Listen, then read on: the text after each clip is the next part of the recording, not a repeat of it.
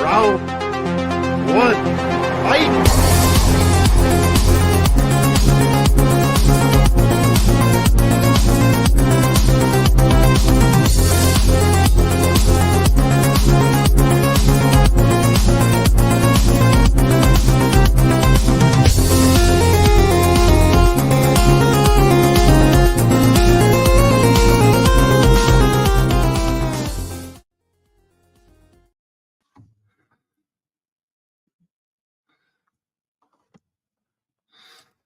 Hello, everyone, and welcome back to the Movie Hero Network. This is Tournament Fights, episode number 366, and this is the worst movie posters of all time. We've done a best movie posters, or some of our favorite movie posters, and we're going to flip the script tonight and do some of the most horrendous ones you've ever seen across the internet and across the movie world. I'm Austin Pezzel. Jordan Anderson will be along here in just a minute, but I'm going to go ahead and get things started with us. Rhonda's here. She's going to pretend to be Richie because Richie pulled a Richie and an oopsie and double booked himself, and he's doing trivia right now. So she's going to do her most offensive, cliche Australian Crocodile Dundee accent and pretend to be Richie just for a little while. And that'll make him really, really happy until everybody else gets here. But I'll go ahead and bring in the rest of our panel as well. We got some lovely people joining me. We got Brian Nussbaum. How's it going, Brian? It's great. At least Roger without do those horrible New Zealand accents George does sometimes. Yeah, if you want to try a Kiwi accent, that would be nice. You can do that too. Kiwi accent. Yeah. What is that even? I don't know. It's a bird. Good day, mate. Yeah. All right. Well, you can just say that, and I'll vote for this one. Thanks. So, JPO, you know a little thing about accents, I'm sure, right? You want to pretend to be a Kiwi? When I played Mushnik in Little Shop of Horror, a lot of people were confused because there was a weird mix of like Spanish and like other cultures. I just gotta talk like this the whole time. Whoops. You're full screen. You were so offended by my Mushnik, you didn't even want to hear it. Mushnik, yeah, I know. I switched the brand thing, and for some reason you did that and then wanted me to go to full screen. That's very sorry about that. You were like, "What accent is that?" I'm like, "I don't know. It's Mushnik's accent. Leave me alone." Hey. It's hey. You like slipping. You're like Brooklyn. You know, the next scene, you're. Oy vey, my padre. What? Yeah. He's all over the place. Wait, but it was entertaining. I'm sure it was entertaining, you know. But yeah, so what we're gonna do tonight, Richie and Jordan will both be along here in a little bit. But yeah, what we're gonna do is I've scoured the internet, many a list I found, Reddit threads, you name it, of just the worst stuff over and over again, of the worst posters, DVD covers, even a few foreign posters for some good movies. So there are even some good movies in here that had like horrendous foreign posters as well, but these are all official. These are all real posters. I did not make any of these myself. I don't have the time to do so, nor the need to do so. But these are all examples of like bad photoshops, bad filtering, airbrushing, people being kind of warped out to where it looks like AI, but they just screwed something up in the process. Yeah, floating heads, like just random character placements, that don't make any sense. Proportional things where somebody's the same size as a car, things like that. Whatever I could find. And also just really overly corny or cheesy things that make you kind of roll your eyes. And what you guys are going to be doing is voting for the worst of the two. So anytime we do a worst tournament, like a worst movie thing, you're going to be voting for which one you think is worse. So which one's more offensive to your sensibilities, to your eyeballs, and we'll put that one through. I've got them all in the overlay system, so I'll be able to not only then pull them on the bracket, but give you guys kind of a closer look in the middle of the screen here in the order that they appear in the bracket. So yeah, that's how it's going to work. So if you guys want to get going, we'll get going. So let's do it. Have a little fun. Yeah, no prep needed for this. There's gonna be some movies here you've heard of, some movies you've never heard of, some like directed DVD stuff that looks horrible. The Hunter X poster wasn't that bad. Yeah, I will say Nicolas Cage had quite a few entries in here, so get ready for that. Okay. Some John Travolta's, Marvel directed DVD, a few of those. Yeah, you'll see some bad comedies. So all right, I'll scroll them over here and then I'll pull them up in the overlays for you. So we're going to start with Blonde and Blonder with Pamela Anderson, and the infamous The Heat poster where they airbrushed the shit, and it was a big controversy with Melissa McCarthy. So really big controversy at the time. I don't know that. So here's the Blonde and Blonder. It just just really bad photoshopped in front of of a fake car and a bunch of fake carnage in the background, just really silly. No, Pez, you were right. I have not heard of this. Yeah, exactly. There's gonna be some you never heard of, but Denise Richards, Pamela Anderson. There you go. And yeah, this is Jeopardy, Two Truths and a Lie. Like that's like a made movie. I had to include this because when it came out, it was a big hoopla over the internet. If you look at Melissa McCarthy, just how ridiculously airbrushed to where she looks like a Barbie doll or something, and it was a big controversy at the time. So this was the real poster, and then they went back and kind of changed it later. So JPO, which of the two, the blondes or the Heat? Yeah. I mean, I think like for a lot of rounds, I'm probably not gonna be mad whatever goes through. I'm gonna give it to the Heat just because Blonde and Blunder weirdly enough tells a story, and the Heat is just also kind of boring and also bad for Melissa. So yeah, I'll go with the Heat. That's where my mind leans. Sure. Yeah, and again, it doesn't matter if you've seen the movie or not. We're not really voting on the content of the movie, but if it makes it look horrible to where you're like, the movie's probably just as bad, that's fine. That's fine. You can vote. Well, it sucks. I like the Heat. We're talking movie. Not good. Right, Brian. Yeah, I'm also go with the Heat as well, based on like the controversy, and yeah, Mr. McCarthy does look like a Mattel figure there, so the Heat. Yeah, and Rhonda, what you got? Which one? Mate. The Heat mate. Okay, yeah, sounds good. I mean, the Blonde and Blonder one is typical of some of the stuff we will see throughout this tournament. I think there's even worse examples. That one's pretty bad. But the Heat, I specifically remember that controversy and the over airbrushing and like why they feel the need to when Melissa McCarthy's perfectly acceptable of who she is as a person anyways, and she's willing to make fun of herself. We've seen that on SNL and also in various movies. Even the character in that movie is like a tomboy rough person. It's not like that person's a doll. Like it's a really she dresses kind of schlubby and kind of silly like that. That's part of the character, so there's no need for that. So I'll also go with the Heat just because I think that was more kind of offensive to the sensibilities.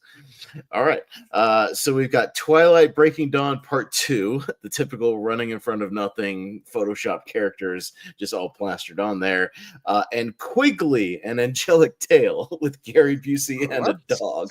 So all right, so here's a closer look at the Twilight poster. It's just like plop the characters down in front of a fake background. None of them are obviously there. Looks like just bad Photoshop and just a bizarre poster where there's just so much going on in this poster. When you look closer and closer, is Gary Busey a ghost? Why is there a dog randomly standing on top of a thing with a tie on? I don't know what's going on here. A long tie too. A long tie. Yeah, just randomly. What is this movie about? I don't know. But it's Oz Perkins. That's Osgood Perkins, the director. He's in this movie.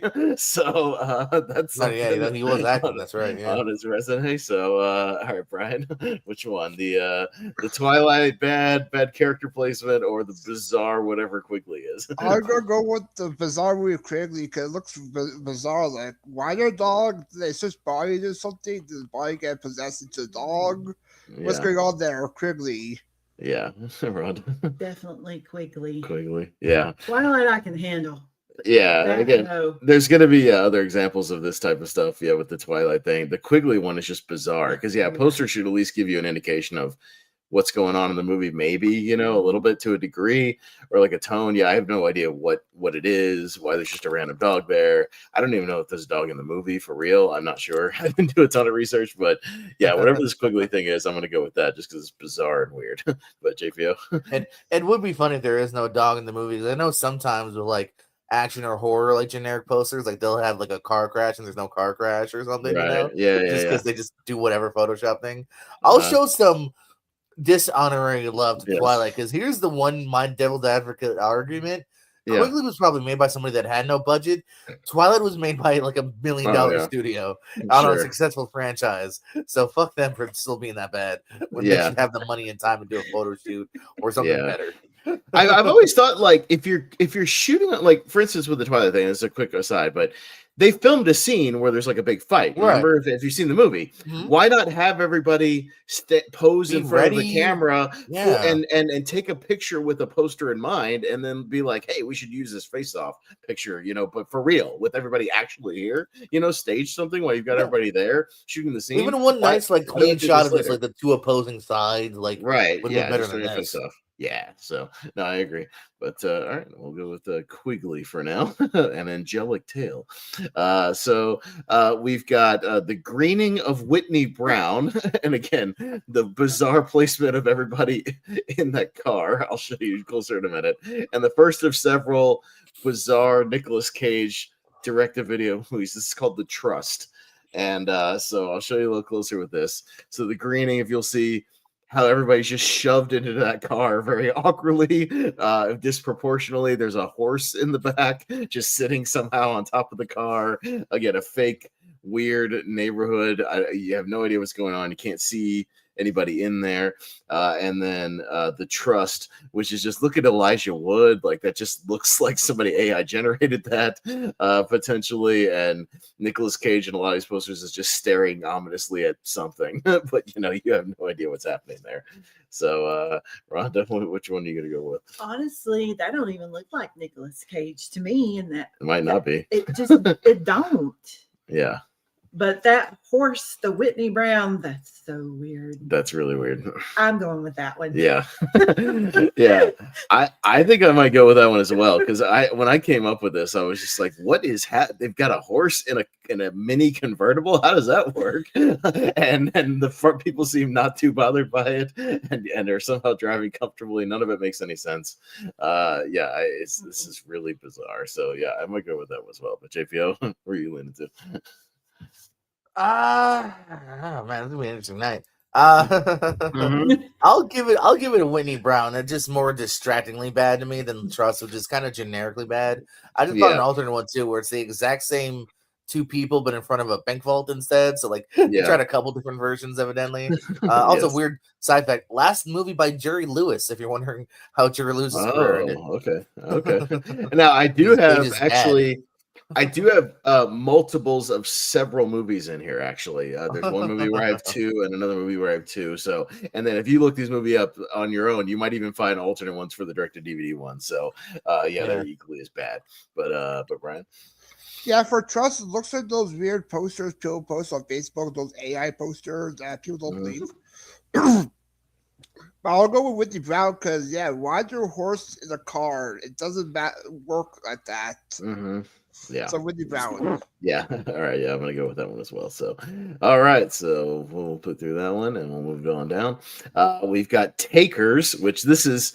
It looks a little normal at first, but then when you give it a closer look, everything is obviously that person's face photoshopped onto somebody else's body, which annoys me. And then you've got the poster for Super Babies, Baby Geniuses 2, which just immediately tells you this is going to be some bullshit. So it's a little closer to Takers. If you see like the TI on the right and Paul Walker in the middle, it's obvious their face horribly plastered onto somebody else's body.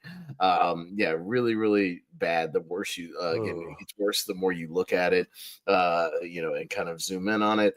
And then of course, Super Babies is just like, why would they think that this is gonna draw anybody in? A bunch of babies in sunglasses and diapers. Don't drive, crawl. Yeah, yuck. So all right, it's on me. Yeah, I mean, the Takers one is bad as well. That just annoys me. Yeah, bad photoshopping for no reason. When again, you could get everybody on set just to pose for a picture while they're there. It just makes no sense. The Super Babies one has just always bugged me. I think it's just, why would this be inviting to anybody to watch this movie? I think it's just it looks corny as shit, and that movie is as bad as the poster. So I'll go with that for now. But we'll see where you guys are at, JPO. Yeah, no, I'm going Super Babies for sure. Personally, Takers. The top row looks okay to me. The bottom row, I feel like maybe half of them were there. I don't know. The top row looks okay. The bottom row looks like completely different. It's all bad. So that's jarring. But the Babies one is also just it's also very busy. All that little all the side shit going on, and their faces are just as bad. So I'm more mad at the babies. Sure. Be mad at those babies. That's fine. Welcome, Richie. We'll swing around to you in a second. Rhonda was pretending to be you until you got here. So, now she be Jordan. Yeah, all right. Now you be Jordan. So tell a story about your life before every podcast. Go grab a soda and review it. Yeah, review whatever you're drinking right now. All right. So Brian. At first, I'm being Richie and St. David. You know, Richie has 40 heads. I have 40 heads. First good name. But first matchup, I will go Super Babies as well because those babies aren't the same babies as the movies, so they lie to you in the poster. So Super Babies. Okay, that's sad. You know that. Okay, so the Takers looks good, but babies definitely. Okay. Hey, you guys are here at the same time. All right. So Rhonda, your work here is done. But you can still obviously keep watching. But I'm gonna switch to a regular order here. So you guys are just in time. We haven't got through too many. We only got through a couple. But right now it's energy drink review time, guys. Oh no, we just predicted that. Oh no, we're reviewing posters. I'm not doing all it. We're good. So we're talking about Takers, which if you look at the bottom row of people is obvious photoshopped heads onto non-bodies. Really What's going on with Paul Walker? That's what I mean. Paul Walker and T.I. especially look horrendous, and we're doing super babies, which is just really offensive to your eyeballs. So and then Hayden Christensen was on that other one. So Jordan, you can vote real quick and then I'll go to Richie on either one. It's hard to take my bites out of how bad just the movie is of Super Babies, but just looking at the poster only, I still think that Super Babies is bad, so I'll go with that. Okay, Richie, real quick. Yeah, I feel like if I'm just watching it, looking at Takers from this angle, the poster doesn't look that bad. It just looks a bit. Some of these you have to look closely. That's why I blew them up, and then they get worse the closer you look at them. Yeah. Whereas I can tell Super Baby's poster looks bad just looking at it now.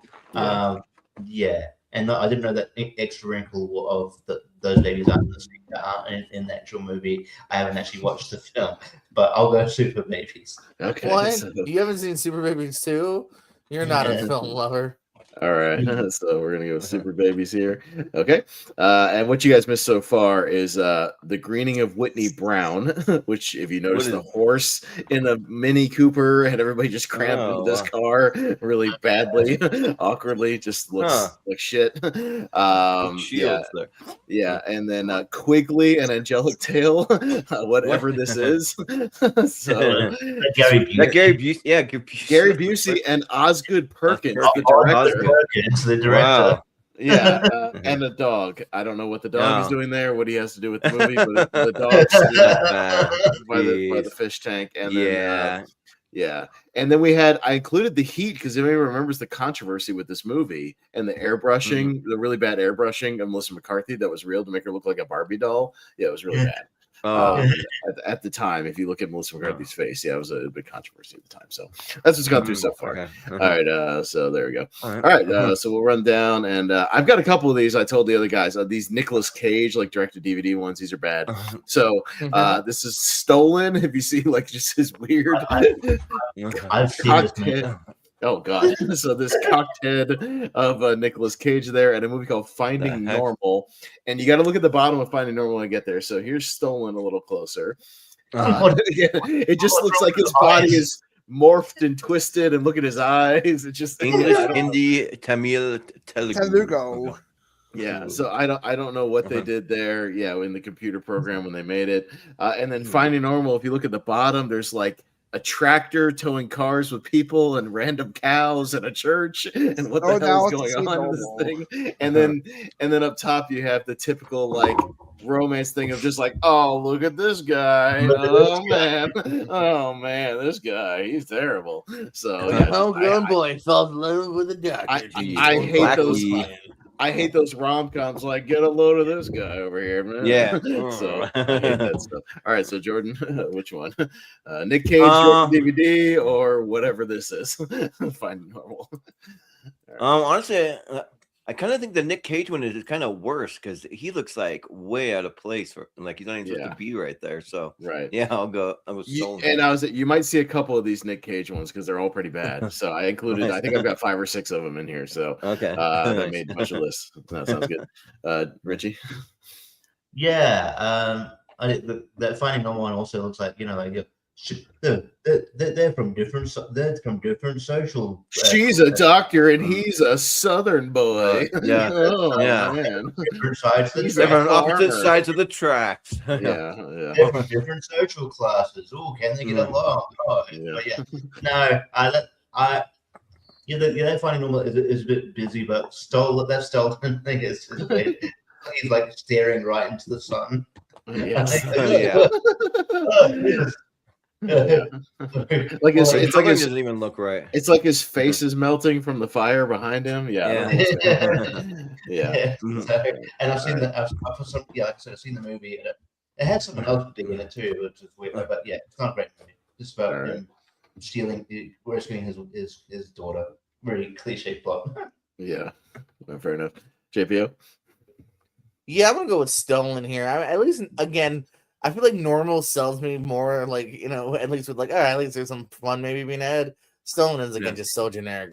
Fire car, bad cage. Yeah, I'll go stolen.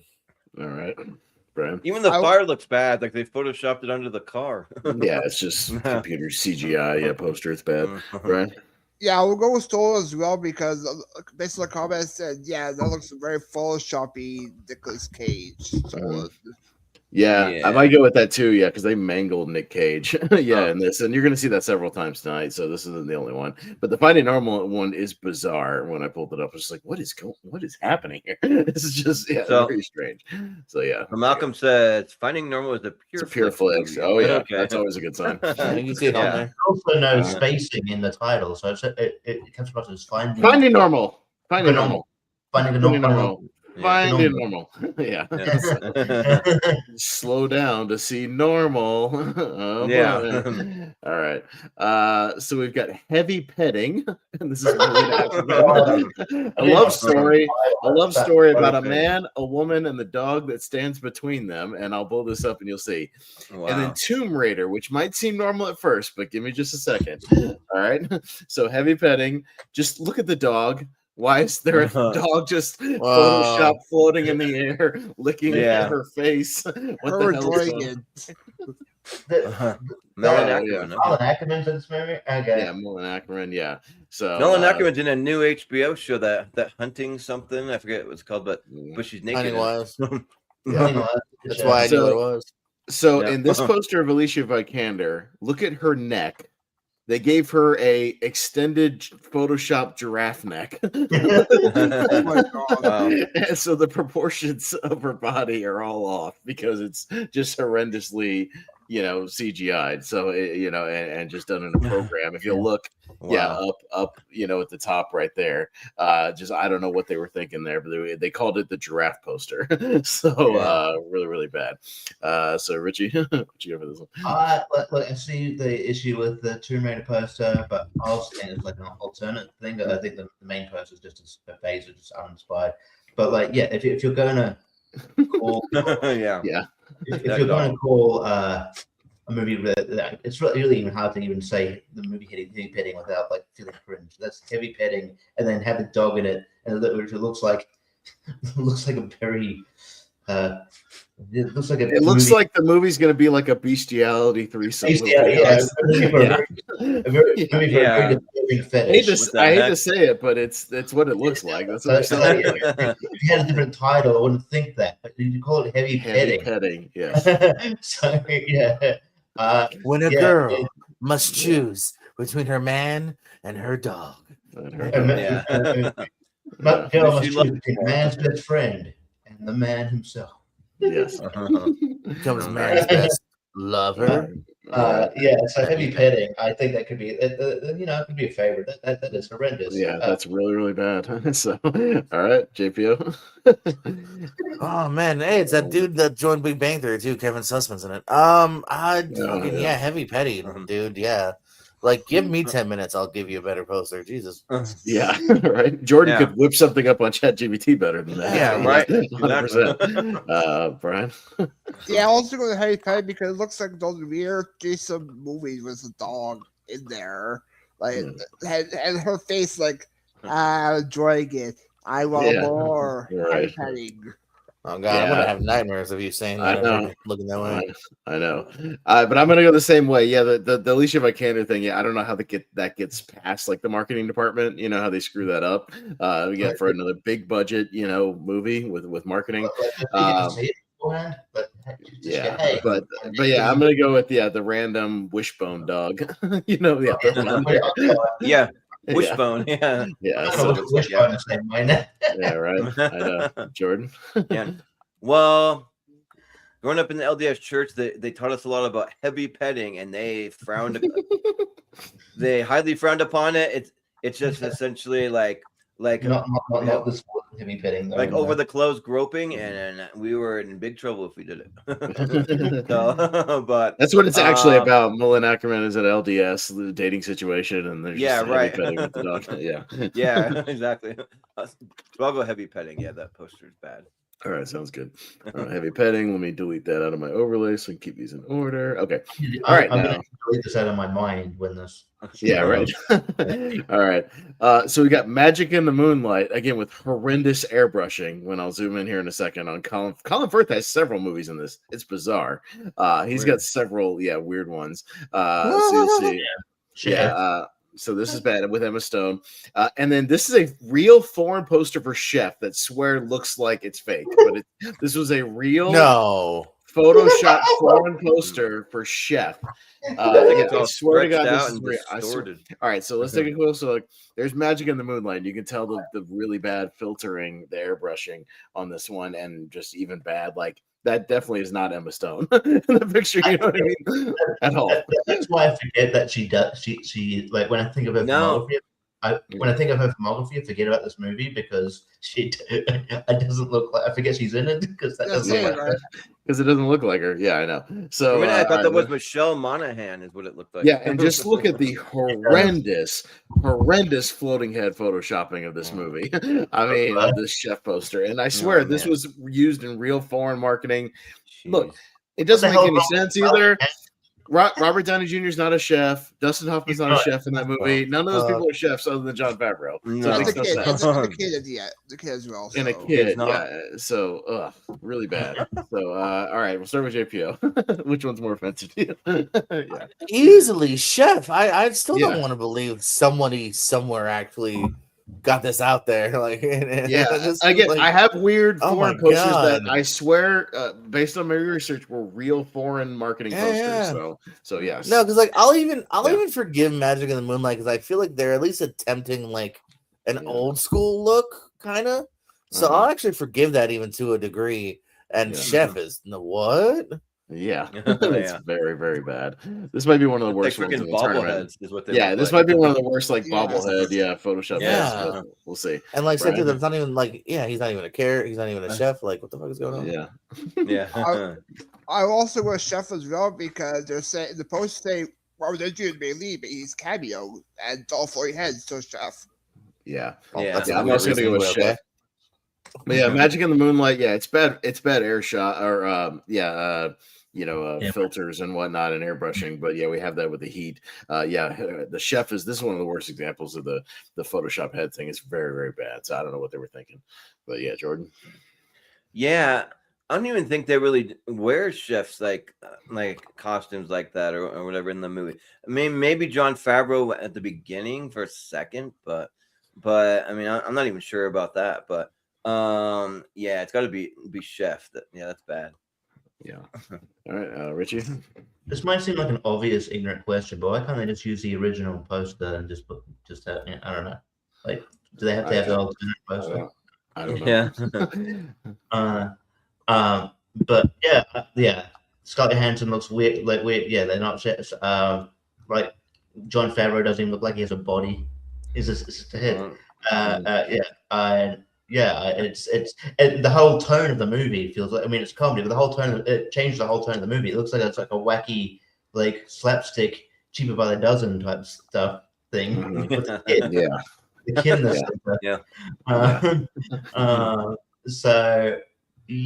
Chef definitely. I can get the gripes with Magic in the Moonlight, but Chef, that's horrendous. All right, we're gonna go with this one for sure. Okay, I figured that would be overwhelming, but yeah, it's fun to still look at them. So, all right, let me. Sophie Vergara almost looks like they just took one of her red carpet photos and just popped it in there. Yeah, they did. Yeah, they did.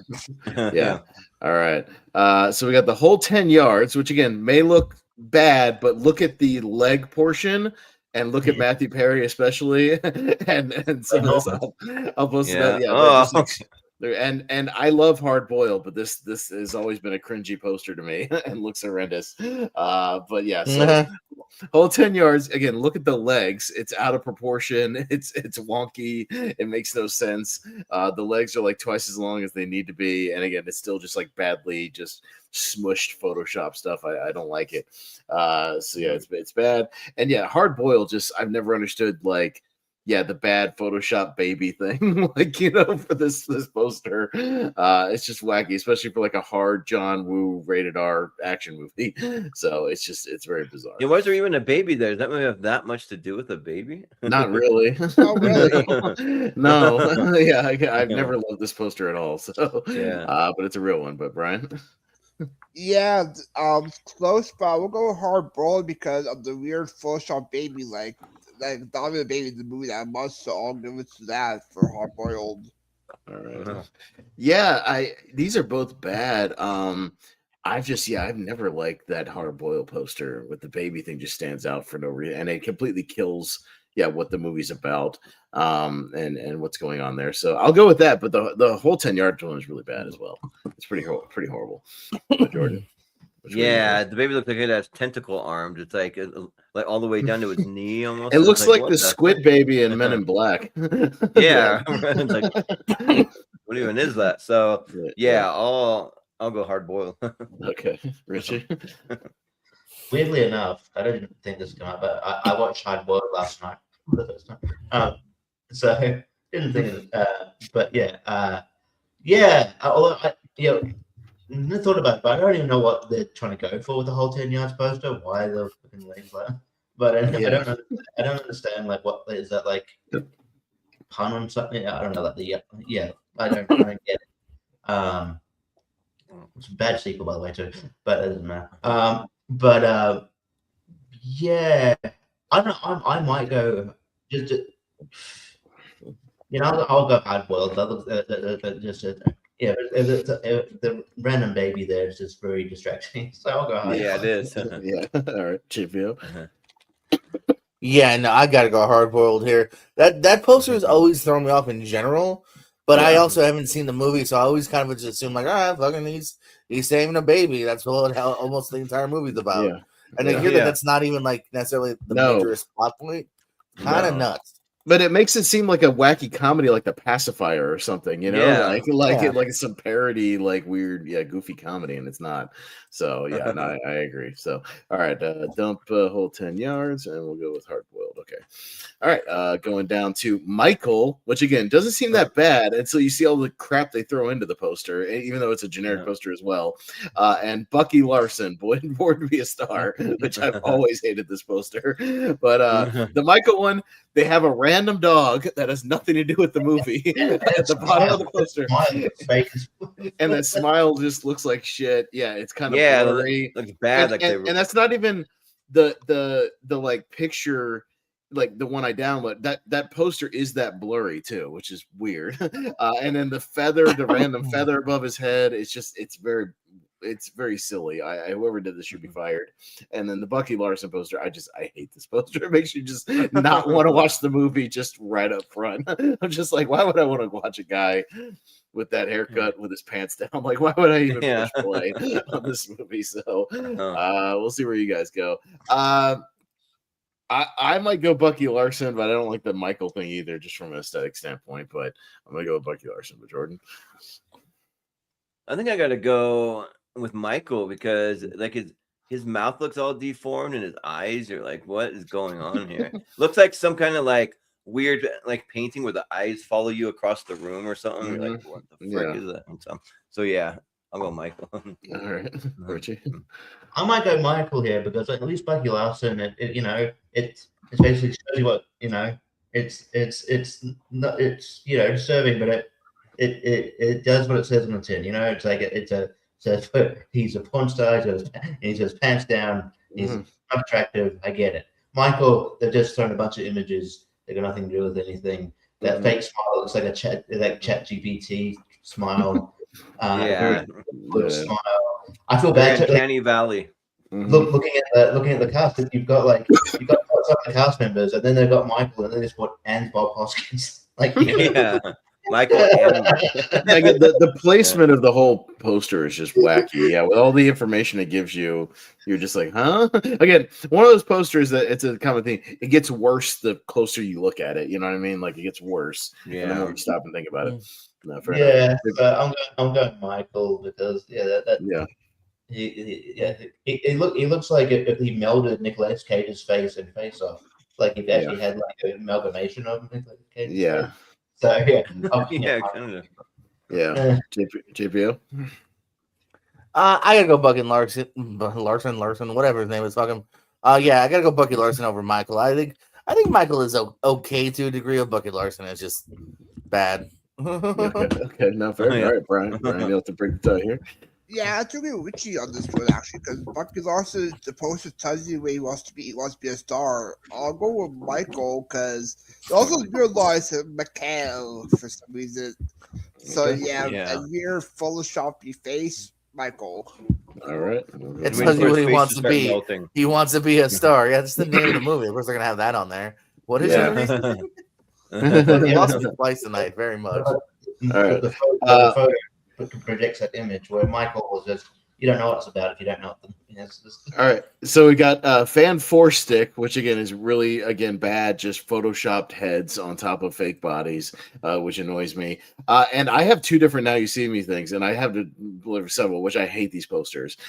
So Fan Force Stick, just look at Miles Teller, look at Michael B. Jordan, again, just really bad, super filtered, airbrushed, just bad photoshopped heads, just generic as all hell, really bad.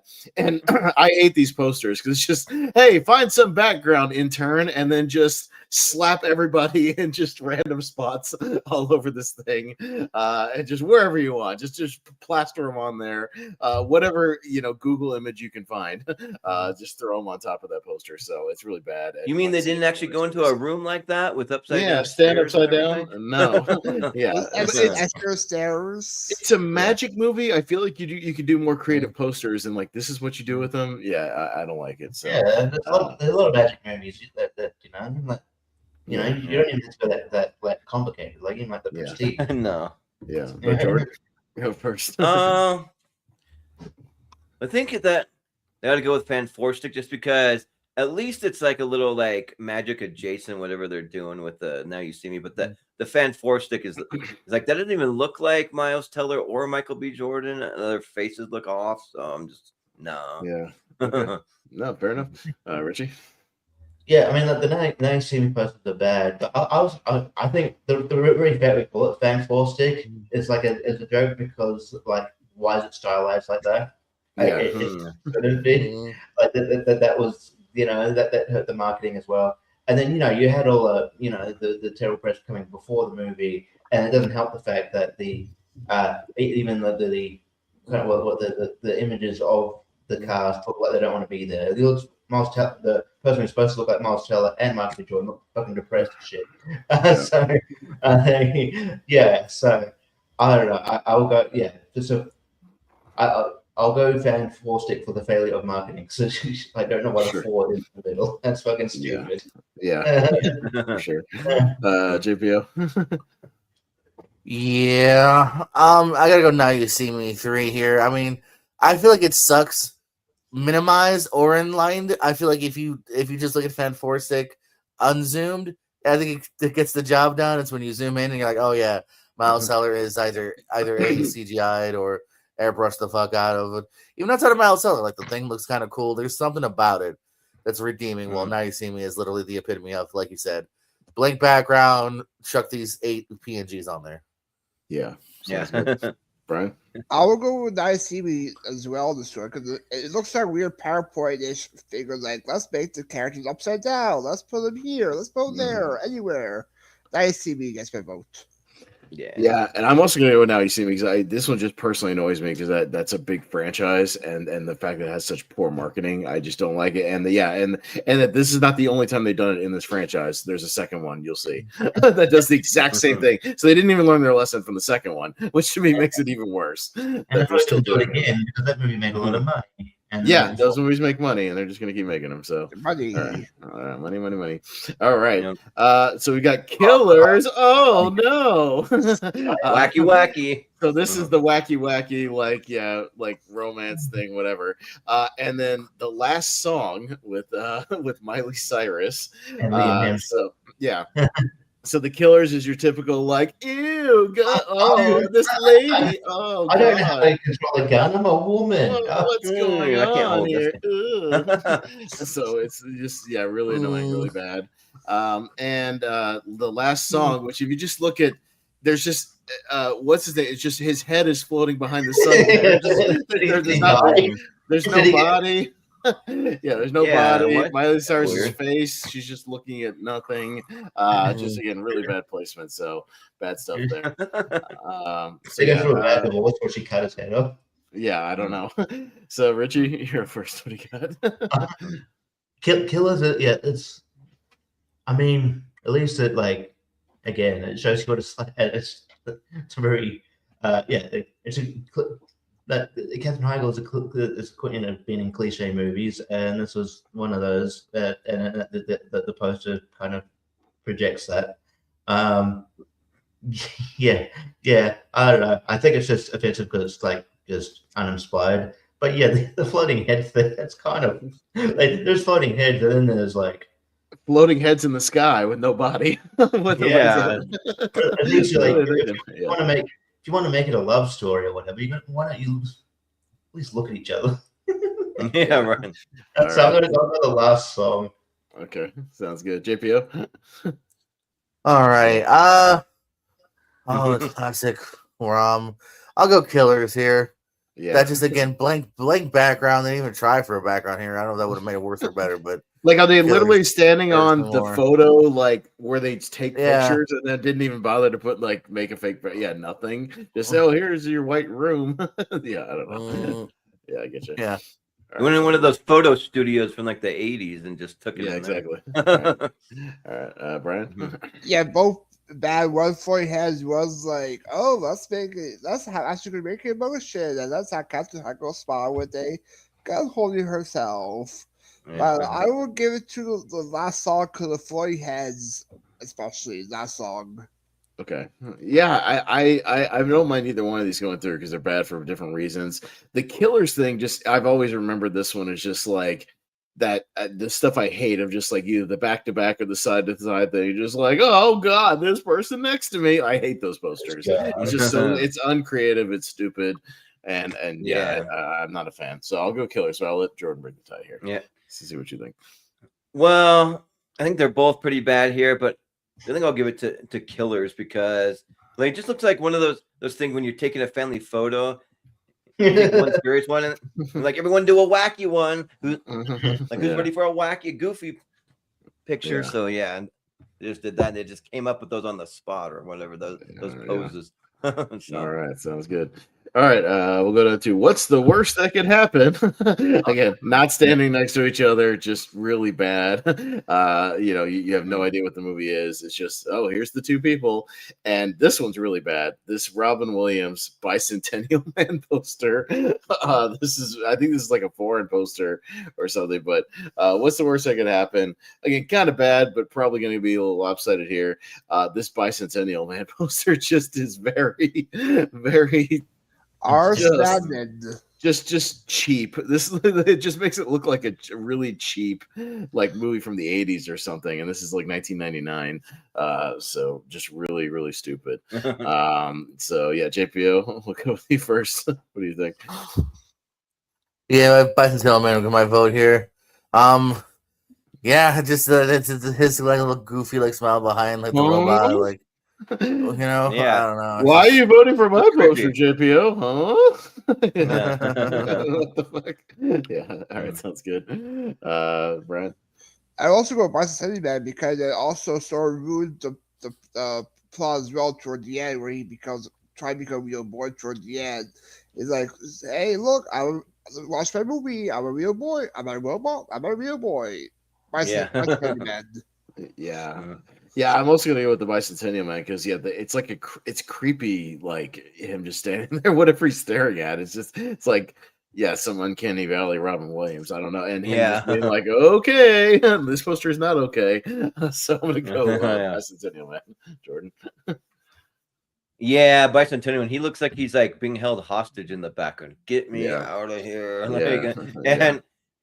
And also too, you can tell they're going for like first he's a robot, but he wants to become human, but he's still a robot. Cause look at his face, Yeah. So yeah. All right, Richie. Yeah, what's the worst that could happen? I vaguely remember watching it. Still don't know, but it's like, you don't get a sense of like what it's about from their facial expressions or anything. Or anything. It's just like, okay, these two stars are in a movie. Bicentennial Man, like it also, it's like the movie itself is like a kind of a comedy drama, and this sort of just feels like a wacky. It feels like a wacky buddy comedy about Robin Williams and his robot. Overly long comedy, but the movie is so long. But it is long, yeah. Yeah, you feel every second. Yep. So I'll go, and Robin Williams looks like he sharded, so I'll go. All right. Okay, Bicentennial Man. All right, sounds good. I really like Bicentennial Man, but cut at least 30 minutes off that movie. Yeah, for sure. All right, I got an infamous one. Tim Allen and the Shaggy Dog, which is a horrendously infamous one. Yeah, one of the worst ever. And a personal favorite of mine, My Big Fat Greek Wedding 3, which it just looks like somebody did it at the last minute. Everything about it. The Shaggy Dog. It just gets more disturbing the more you look at it. Oh, Jesus. Oh, God damn it. Raise the wolf. Raise the wolf. Raise the wolf, yeah. What is that?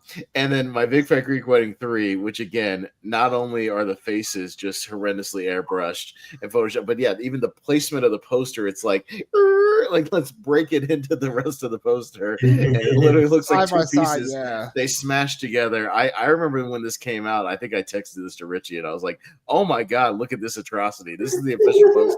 And I still remember that. Just being like, holy shit. Like, this is the real poster. Shame on you. So but Brian, the Big Factory Square one is very bad, but the Shaggy Dog one I'm going with because it tells you that, hey, Tim Allen's a dog the whole movie, but he's not. He transforms part of the movie, but mostly human the first half of the film. But I will go with Big Factory Square 3. Okay. Yeah, I know that there's an argument to be made for both of these. Yeah, it's a graphic designer's nightmare. Yeah, sure is. I can make an argument for either one of these because that Shaggy Dog one, the eyes are just it's nightmare fuel, disturbing, really, really bad. I don't know what they were thinking. I don't know.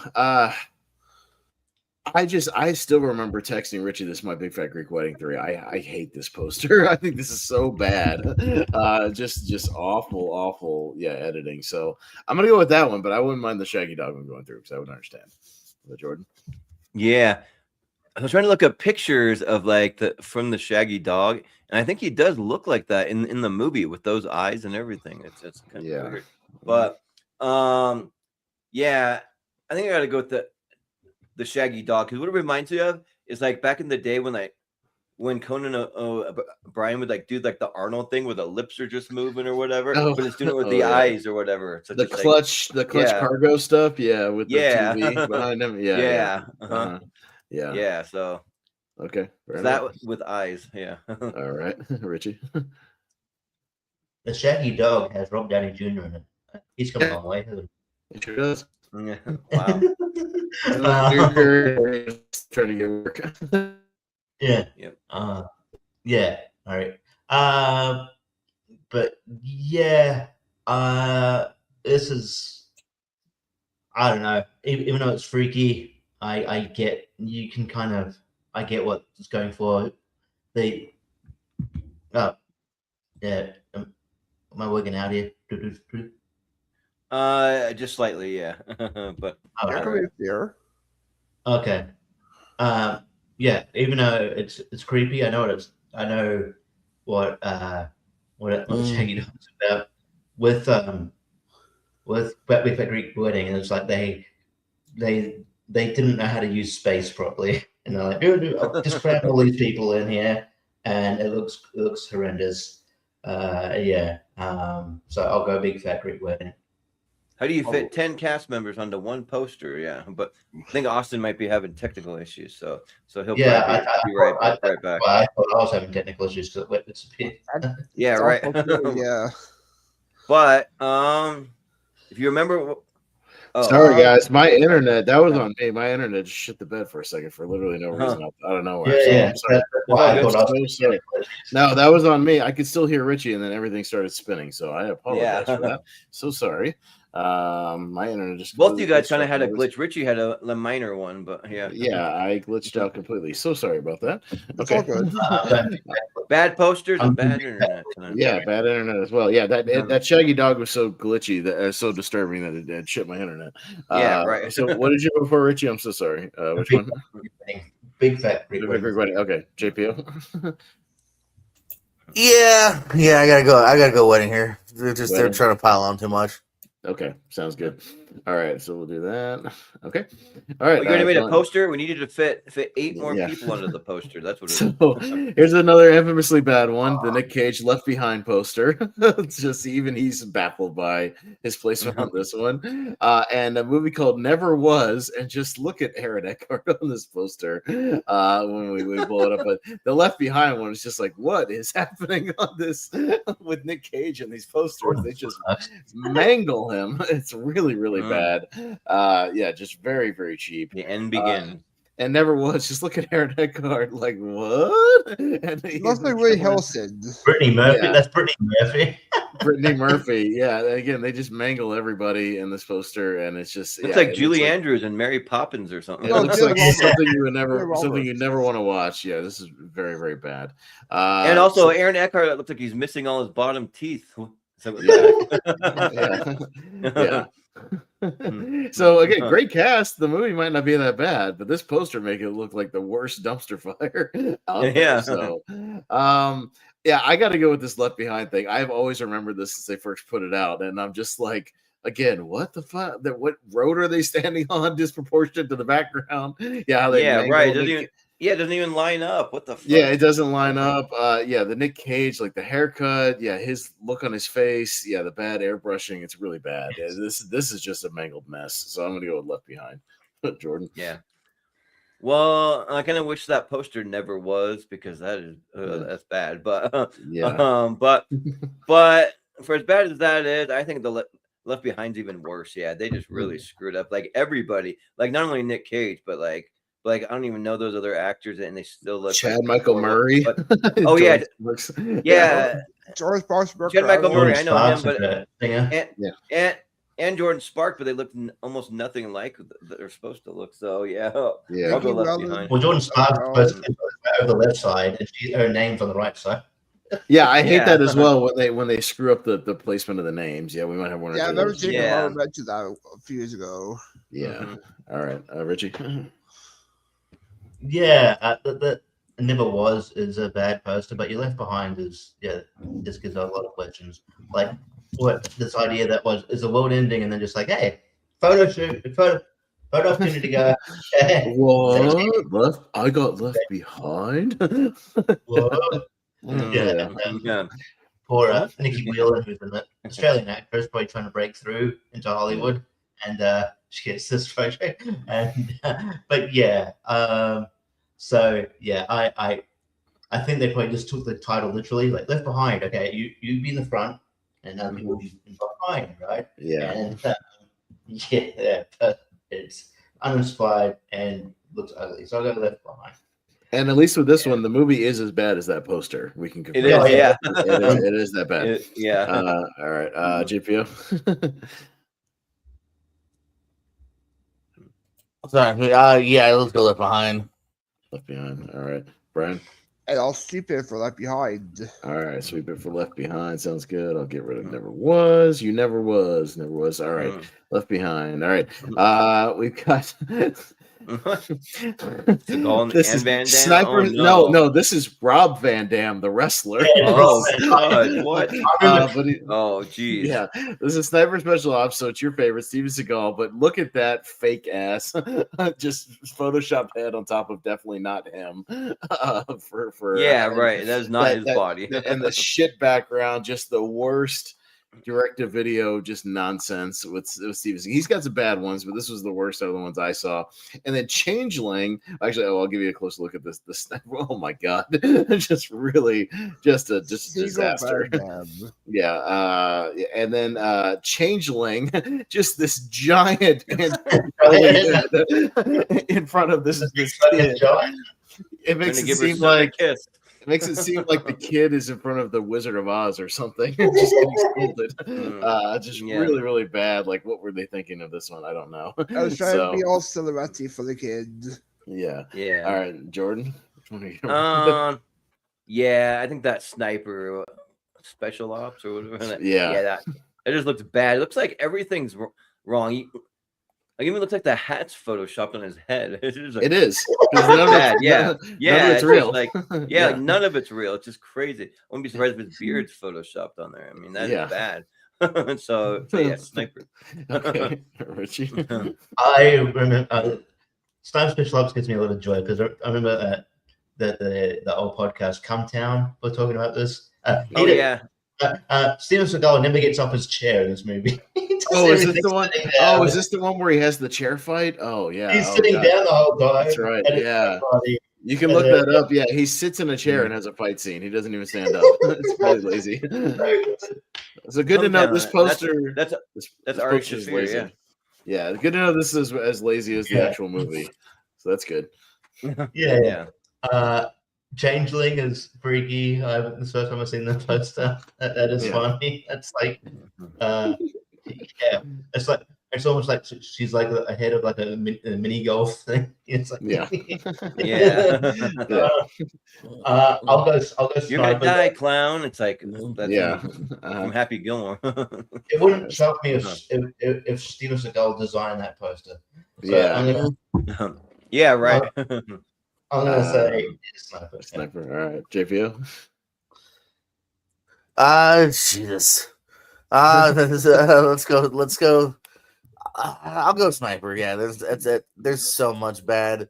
Maybe I'm trying to get what Changeling's going for. Yeah, Sniper. I'll go for it. This is Sniper. All right, Ryan. The arms don't even match up. That's weird. They're like off center, and what the heck? Yeah, look at his left arm. All right, but yeah, that I don't know. Yeah, it's like longer. It's longer than the other one. Yeah, I don't know. It's weird. Brian. Yeah, while the changing poster looks very creepy as well with the giant head, the Sniper poster looks much worse. Very Photoshoppy. So Sniper. And I'll sweep it for Sniper. Yeah, this is bad, and it just lets you know exactly what you're in for with this movie. It's just trash. Yeah. So I'll go with that as well. The Changeling one is disturbing, like the more you look at it, but I'll go with that. All right, so Sniper moves on, and I think this is like the last one over here. This is the other Now You See Me one that's similar to the other one, and I hate it. So this is for Now You See Me 2, and this poster for Mickey Blue Eyes is just a mess as well. I'll blow them up for you. So this is Now You See Me 2. Again, just everybody just randomly popped into the same puzzly, just garbage background. So they haven't learned anything from 2 to 3, which annoys me. So it's the same, just lazy poster. And Mickey Blue Eyes, like what? Look at the hands. The hand placement makes no sense. It's just random hands all over. All over Hugh Grant, and they've created a mobster. Get it? So that's a romantic comedy you can't refuse. You can't refuse. Because get it? James Caan is in this movie. Haha. This is very corny. Godfather reference. Jeez. Richie.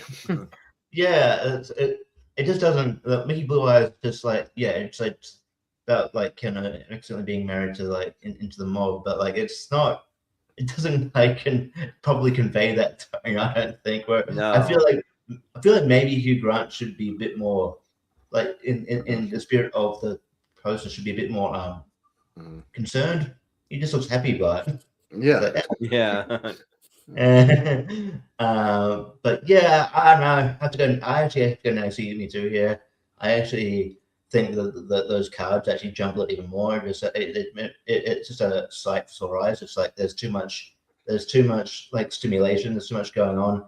Like I don't know what to focus on. It's very busy. Very busy. It's an assault on your senses. Yeah, it's very busy. Yeah. So I'll go and see me too. Okay, fair enough. JPO.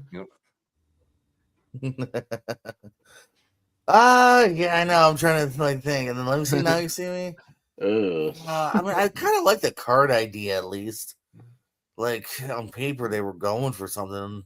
Yeah. I actually give it Mickey Blue Eyes. Okay, all right.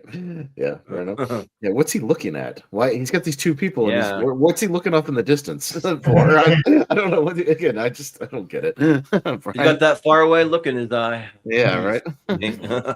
Right. Yeah, well the concept, the poster looks much better than ICB3 because it's all cards doing magic.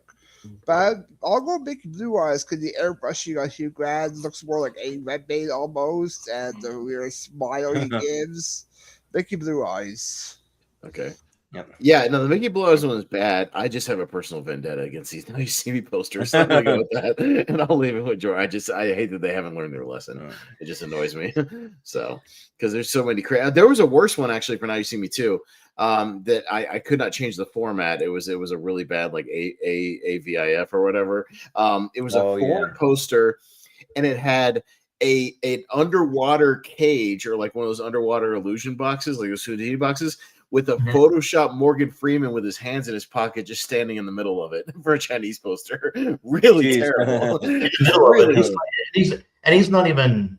Like, he's not even one of the performers at all. He's in it, but he's not like that often. Yeah. I tried to use that one. That one was bad too, but Jordan. Yeah. At least the Now You See Me too. I mean, you kind of know what you're getting in for, like a wacky magic movie kind of thing, and the card stuff is a little better than the third one.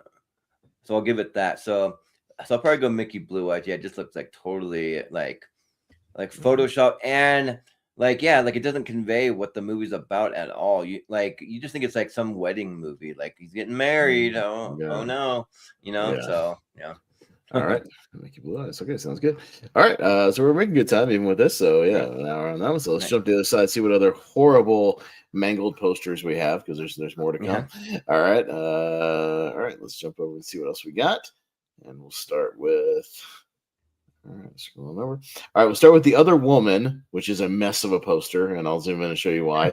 And this is one of the worst. This is one of the worst and one of my favorites. The Hit by Lightning poster with Photoshop in bed. It doesn't look good at all.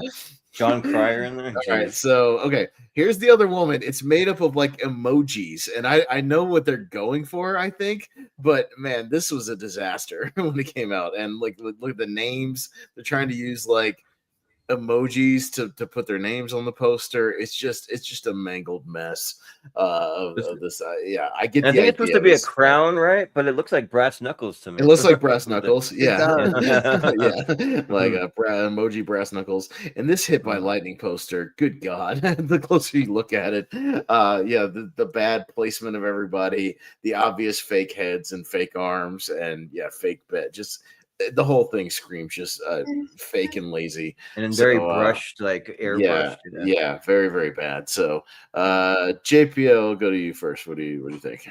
So I've seen Hit by Lightning.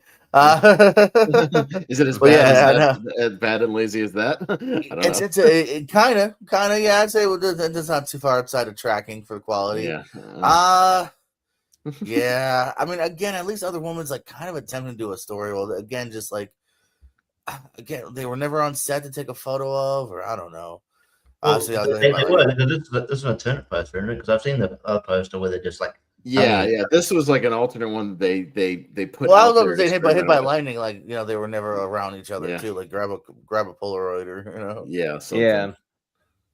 So you're going with Hit by Lightning? Okay, just make sure. Okay. Yes. Yeah. Yes. Okay. Yes. Gotcha.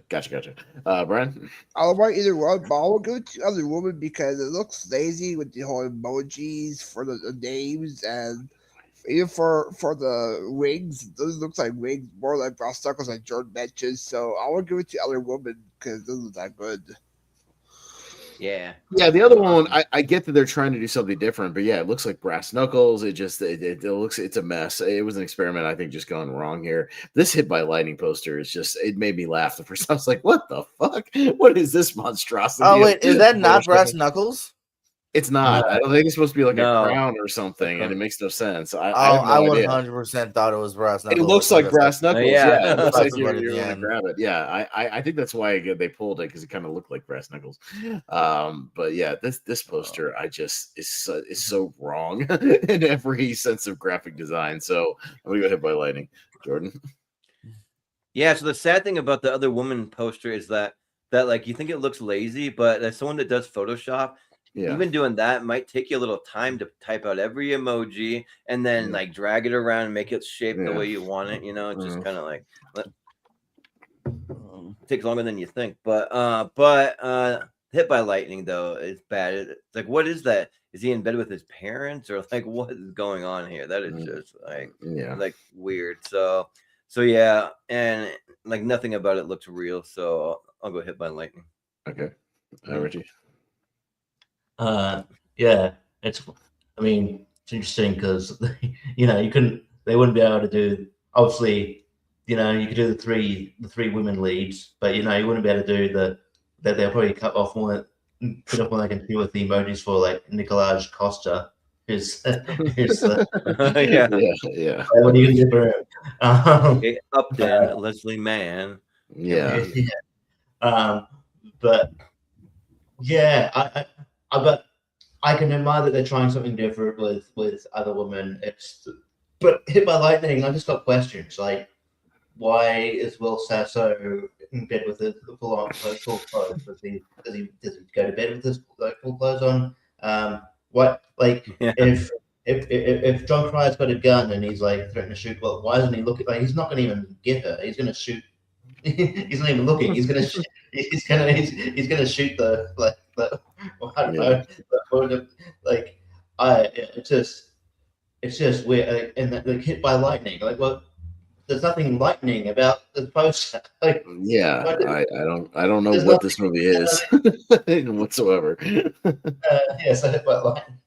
Okay, fair enough. Yeah, but I can like even picture Will Sasso on his podcast being like, "Yeah, I did this movie called Hit by Lightning, but check out this god awful poster they did." Yeah, I can see him making fun of it. Yeah, himself. Yeah. And I can always appreciate when they do that.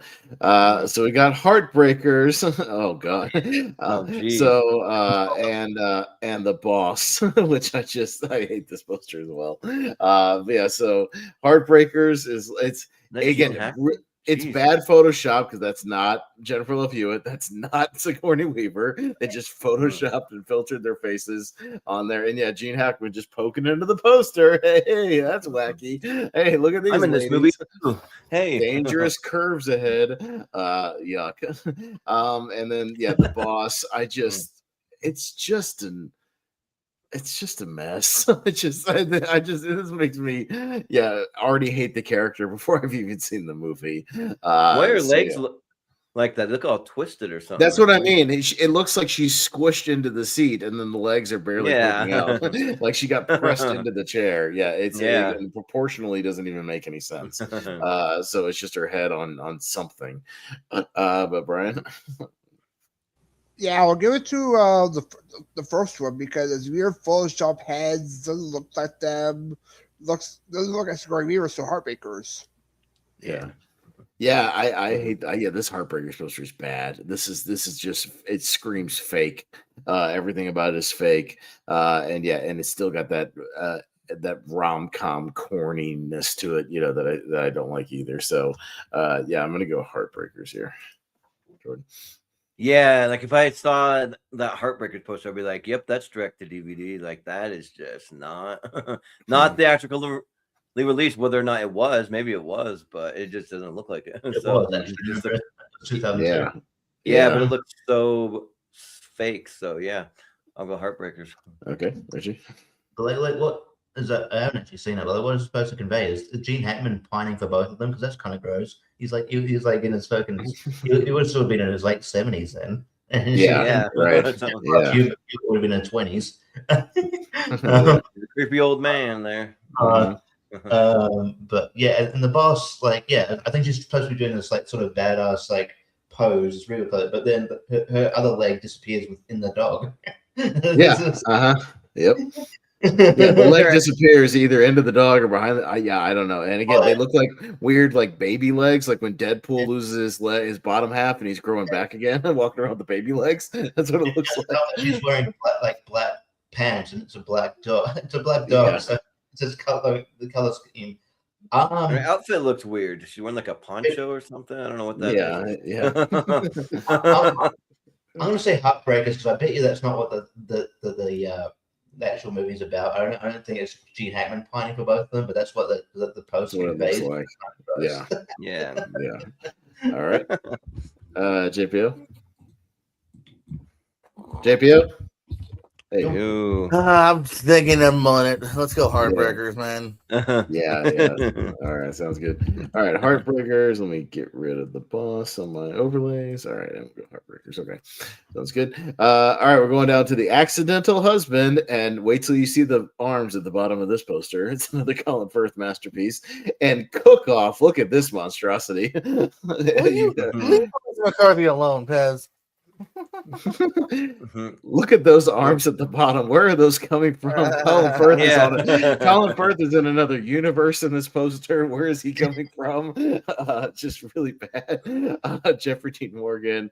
Again, just plastered Uma Thurman right in the middle, just generic poster. But those arms is what kills me at the bottom. The way that the flowers are placed too, like they're trying to cover up her boobs or something. I don't know. Well, the flowers look like they're merged together, so like it looks like one with two stems. It just doesn't make any sense. Really, really bad. Look at this cook-off monstrosity. My God, what is happening in this poster? Was it McCarthy again? No, it's not. It's somebody. Melissa McCarthy is. That's why I said it. It looks like her face is melting. That is weird. She got sorry, she looked like she has Down syndrome. That's just what it was given me. Or you could just not say it. That's always possible too. No. It looks like Down syndrome. No, it does. I'm gonna go. Fuck, man, that's bad. Like these are both bad. I could go either way at this one. The accidental husband thing again. It's another one that just gets worse the more you look at it. So with the arms and the everybody's on a different planet on this poster. The flowers, everything is just lazy. So I think I'll go with the accidental husband. But the cook-off is bad. That conveys it's gonna be trash. Yeah, too many floating heads in the cook-off that don't look like they're proportioned to the body. It just doesn't. And the faces look like they're melting or I'll go with the cook-off. Cook-off, all right, Richie. Yeah, I just don't think most people on the cook-off didn't show up for a cook-off. Like Niecy Nash, what's he doing? Just fucking and she's in a with extra cheese. Get it? She's in a church get up. Diedrich Bader. Yeah. I didn't realize that Wendy McLennan, Covey, and Melissa McCarthy did a movie before Bridesmaids. There you go. Diedrich Bader. But then the accidental husband. She looks like I got a sneak peek of this the other day. She looks like a robot. She looks like Megan. Yeah. I'll go accidental husband, but it's close. And then literally Colin Firth, that literally looks like they pulled some Google image just off the internet and just slapped it on there. It's not even from this movie. Yeah, it's from another time period. It's bad. Yeah. JPO. I gotta go accidental husband here. The flowers and hands bother me. Yeah, that really bothers me too. Cook-Off's a shitty movie. No one saw it direct to DVD. Yeah, sounds good. Brian? I'll also go after the husband because the real creepy smile Colin Firth is giving me right now is very creepy. So I accept the husband. All right, sounds good. But you know who Diedrich Bader looks like in the cookout. Only if you're a fan of stand-up comedy. There's a comedian named Josh Wolf, and it looks like he does look a little bit. Yeah. Or the guy from X Factor who gets his balls hit. Yeah. All right, so we'll go accidental husband here. All right, moving on down to the penthouse. Talk about another bad Photoshop bed monstrosity. This is even worse than the other one. We'll get there. Corky Romano. Let's talk about a poster that just put you off from even watching the movie. But look at this monstrosity. Good God Almighty! Look at Ryder Strong. Ryder Strong. Yeah. Just look at everybody. It's not only a fake bed. It's not only fake bodies. It's fake heads. It's fake sheets. It's fake everything. My God.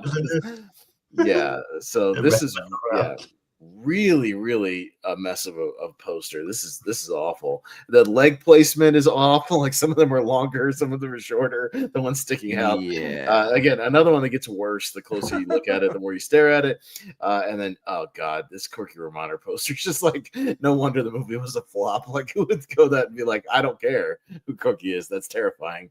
So, yeah. That looks like you have to expect it to be one of those GIFs with the heads moving back and forth or something like that. Something weird. Carol's my God, that penthouse poster. Yeah, it's really bad. So, Jordan, what you got? Yeah, the penthouse, pretty easy. I mean, the Corky Romano one. I mean, I think it's one of the least egregious ones. Maybe like here. I mean, it's a floating head, but still. But the penthouse, yeah, that is just like awful. Like. Yeah, nothing looked real. It's fake. Like everywhere you look. So yeah. Yeah, right. Richie.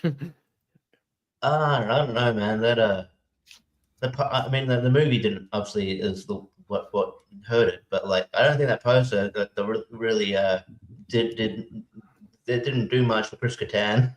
I'm gonna say, but his career. But I don't know, man. Yeah, if you got the movie called The Penthouse, why do you need it to be in like I guess why do you need it to be in a bed? Like why can't you show the penthouse? It does. If you actually look, it kind of just looks like just because they're on a mattress. It just looks like they're maybe in a. It's a mattress house on a floor in like a college dorm, is what it looks like. A mattress in a house. Yeah. Yeah, just like it show like lavish luxury, like a penthouse. So. I'll go to the penthouse here just because of like how it's gonna legs not matching, and that's a weird cast as well. I'm fucking cool. Yeah. All right, Chipio. No, this one's easy. I don't even mind the Corky one because I like Chris Kattan at this time frame. So penthouse definitely, like you said, fake everything. Fake everything. Brian. I also go to penthouse because this just looked like. You see from Google images or from their early career work. So penthouse. Yeah, this penthouse one might be a dark horse in this one because this is one of the fakest posters in this whole tournament. Just fake everything. Like somebody fresh out of like one semester of graphic design threw this together for some company, and somebody went, yeah, that'll work. And I want to know who that person was who saw that. Yep, use that one. Yeah. Some high school kid put it together, and it looks like Ryder Strong's chest is like folding in half or something. Yeah. So it's really bad. All right, this is a foreign poster for 12 Years a Slave that makes Brad Pitt seem like he's the main character and literally a white savior like Jesus. Yeah. So this is a real poster. This is a foreign poster they put out. So there's got to be a painting of Jesus somewhere that matches that. There's got to be. So 100% this was a real marketing poster overseas. I mean, that's like the brochure if you went to Brad Pitt's funeral, the little program you opened. It's bad enough that the movie, like, people already criticize it for being kind of like the white savior that comes in the final act and saves everybody. But yeah, this is bad. So, and then this is one of two Good Luck Chuck posters again in like two fake people in a fake elevator, and I think the other ones are worse, but this one's still really bad. But I think I know where this is gonna go, so we'll see. But Richie, isn't the other one for Good Luck Chuck? It looks similar to the penthouse one, but it's just kinda. You'll see in a minute. It's coming up soon. It's coming up sooner than you think. Yeah, you'll see. You'll see. But Richie, so I was not expecting that. That's so funny. Yeah, it just reeks of, hey, who's the biggest star in the movie? Caro said he spit out his water. It looks like a Hallmark miniseries. Yes, it does. Yeah, it's like I just went, who's the biggest star in the movie? Brad Pitt. Let's put him on there. Yeah. But yeah, it reminds me. Okay, there's this Australian movie, right, called The Sapphires, which it's about this indigenous, back vocals that got gained success, but it's also got Chris O'Dowd in it, right? And in the American release, they had Chris O'Dowd in the front, and then they put the Sapphires with the main characters. They are the Sapphires. They put them in the background. That reminds me of that. But yeah, I can't go past that 12 Years a Slave post. That is horrendous. That looks like a parody of her. Yes. That looks like a Tropic Thunder post, like a Tropic Thunder post. Yeah, like a fake movie. 100%. It's very funny. I'm glad I got you with that one because I saw that one. I was like, oh god, this might be a secret favorite. Yeah, this one. Yeah, right. Just for how mismarketed that thing is. Yeah, how misguided that is. Yeah. There's another one coming up that's a misguided foreign poster as well for somebody that has barely anything to do with the movie. We'll get there in a second. But JPO. 12 Annie Shriver. 12 Annie Shriver, yeah. Brian? I also go with 12 Annie Shriver as well because it makes you think, oh, Brad Pitt, is he the main lead in the movie? No, he didn't show up till after the film. So misleading. So 12 Annie Shriver. And they've got his name on the poster twice, Carol, at the top and in the middle. Yeah. So they're really come see Brad Pitt. Come see Brad Pitt. Yeah. This Brad Pitt poster is crazy. Yeah, I got to go with that 100%. There's a worse Good Luck Chuck poster. That one's bad, but there's a worse one. But Jordan? Yeah, it's got to be that, like rest in peace, Brad Pitt, or I don't know what's going on there, but and yeah, that when it has Brad Pitt's name in there twice, that's like a thing ChatGPT does. You ask for one name and it puts it multiple times or whatever. Yeah. You couldn't put who else is in that movie? You couldn't put that out. Put Iago. Yeah. No, people. No, they didn't want to spell that. No, it's too complicated. She'll tell it you for hard enough. I don't do it. So we got the Robin Hood movie with Taron Egerton and Jamie Foxx. We got another one. What the fuck? And then this one is literally a similar thing. So we're gonna have a face-off of people that have nothing to do. That's the exact same poster. Who should not be the focus of either movie. That can't be real. This is real. This was an overseas poster that put Black Panther at the center of the Black Panther marketing. The only white guy in the movie, the whitest guy in the front of Black Panther. That is just just blatant racism. This is a real poster. I swear to God, I did my reason. This was a real it was I don't know what country, but it was some country used that, and it's awful. These why does the Black Panther look like some kind of monster creeping out of the cornfield? Yeah, I don't know. It doesn't even look like Wakanda. Yeah, it's weird. This Robin Hood poster is a straight the busy MCU style thing, and they just use it for this Robin Hood thing for no reason. You don't need anybody else on that poster other than the main people, but they insist on shoving everybody in there. And it's indicative of what's going on with these busy posters that I don't like.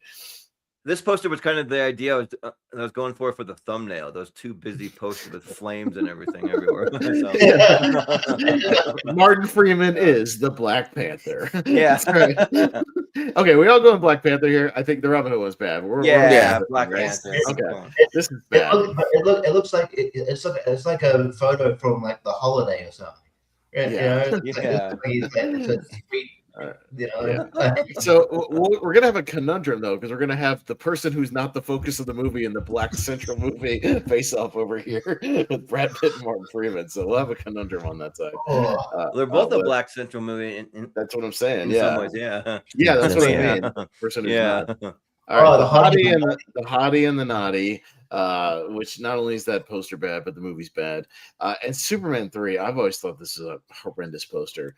But yeah, so the hottie and the naughty, again, just the character itself, the movie is offensive from the go, but yeah, the fact that he put her right front and center makes you not want to watch the movie whatsoever. Yeah. And then the Superman 3, I just thought this wacky, like, look at Superman carrying Richard Pryor, whoa, and he's making goofy faces. Like, any seriousness you have for this movie's out the door, and it's gone. So JPO, which one are you on this one? Definitely the fucking Paris Hilton one. I mean, again, I'll give some credit to Superman 3 in the sense of it's actually at least really well drawn, and that took like artistry and like talent.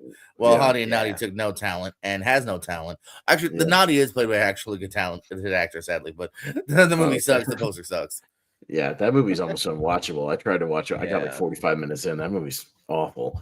Brian. Yeah, I also go with the high die on this one. I agree with JPO. It looks like an actual comic book person drew the poster for Superman 3. High die looks like, hey, grab a picture of a person in a bikini. Grab another picture of the girl in the swimsuit. So high naughty. Yeah.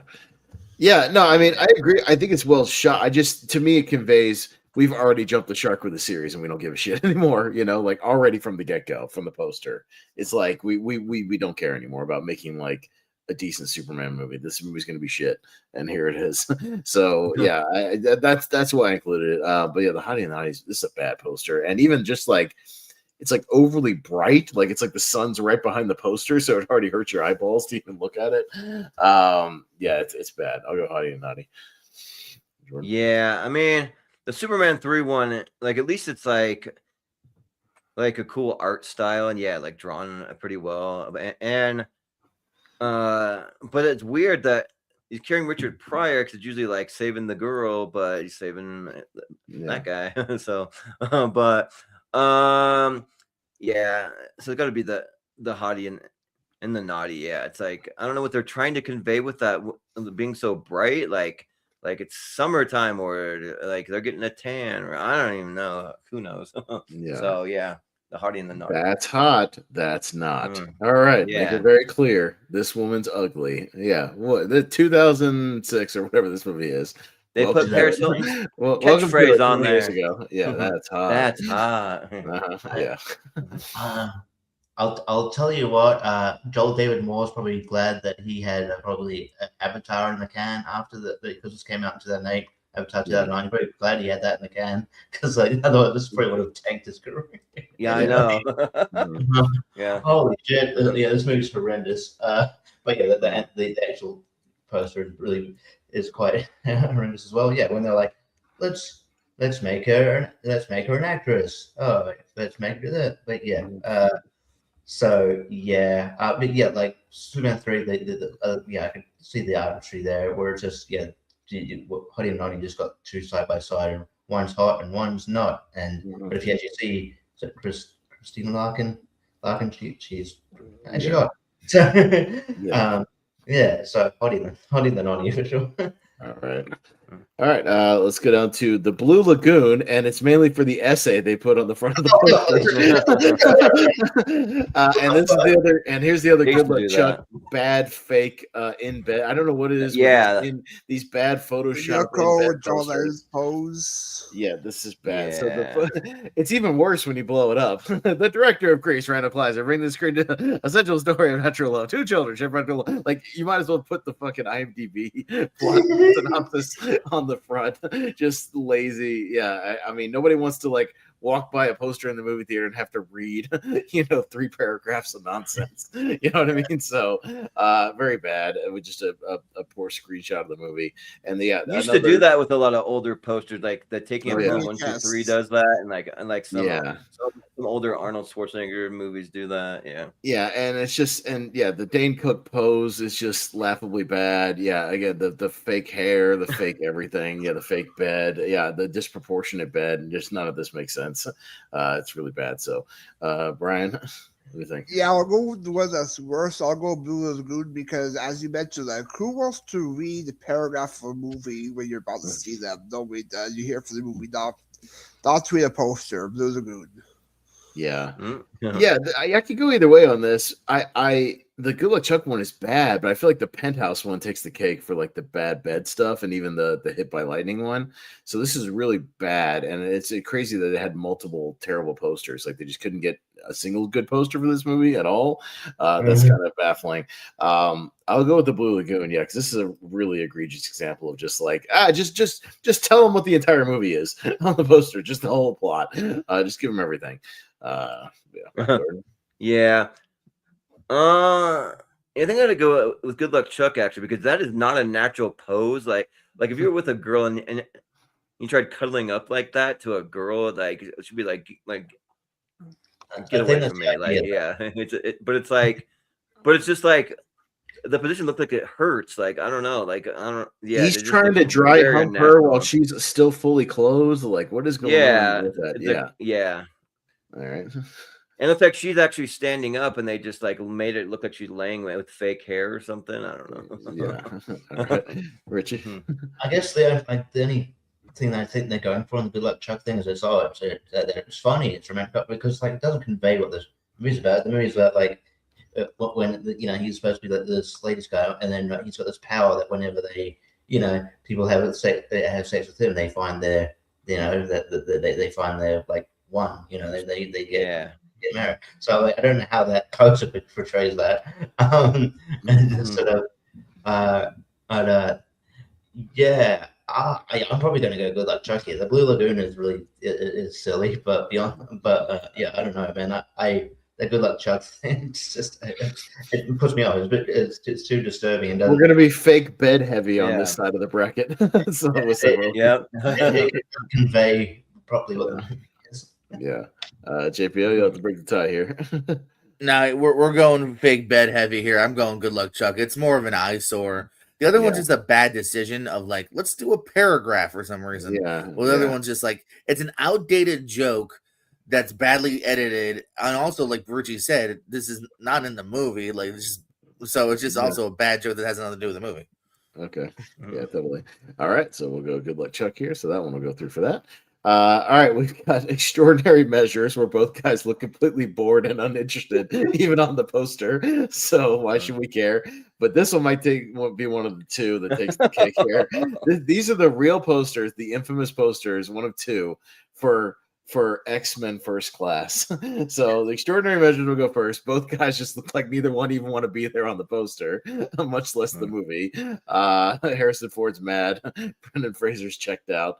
But yeah, this is one of two where they put just a random head on James McAvoy just in the middle of his body in the bad silhouette. It's just ugly as hell. Is Patrick Stewart having a James McAvoy baby? Yeah, he's having James McAvoy they're looking inside his tum-tum. James McAvoy. So I have a feeling I know where this is going to go. Is everybody going to rock X-Men here? Because Extraordinary Measures is bad. Yeah. Extraordinary Measures looks like they had a fight right before the photo shoot. Yeah, and then they all right, now you guys look over here real quick. Snap.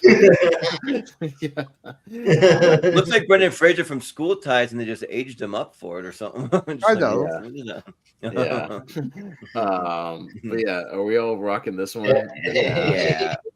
This is for a massive movie. Yeah, this is a colossal blunder. And there's one of two. So there's two of these actually. We'll get to the other one in a little bit. It's really, really That's bad. like something you find on one of those awkward family photos calendars or something like that. Yeah. So, all right, let me dump that one, and then we'll go with this one. Okay, there we go. All right. So we got I Am Wrath with John Travolta. Yeah, there were several bad I Am Wrath ones. And then this Bangkok Dangerous poster, which I'll blow it up and you can see it better. But I Am Wrath, again, look at the blocky head and the body. It looks like a video game character or something. It looks like he's not even holding the gun. I don't know. Took me a while to realize. Yeah, the little tiny legs. Yeah, this thing's a mess. And there was like 3 different ones for this movie, so I had to pick what I thought was the worst one. That jacket's way too big for its body. Yeah. Yeah, and then this. Look at the arm in the front for Bangkok Dangerous. It's the real poster. What the fuck is that?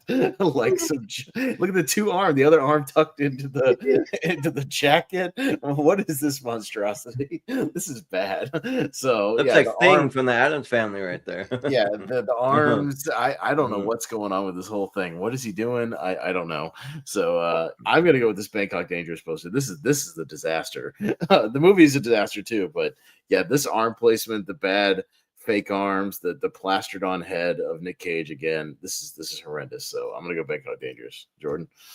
Yeah, I'll go Bangkok Dangerous. Yeah, that just looks like really bad Photoshop, like the airbrushing again. It's just like and the way too big hand. It's like bigger than his entire head.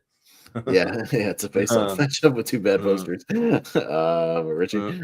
This just feels like it's 2 movies that are really low budget, and they couldn't afford enough a person with enough creativity to create it.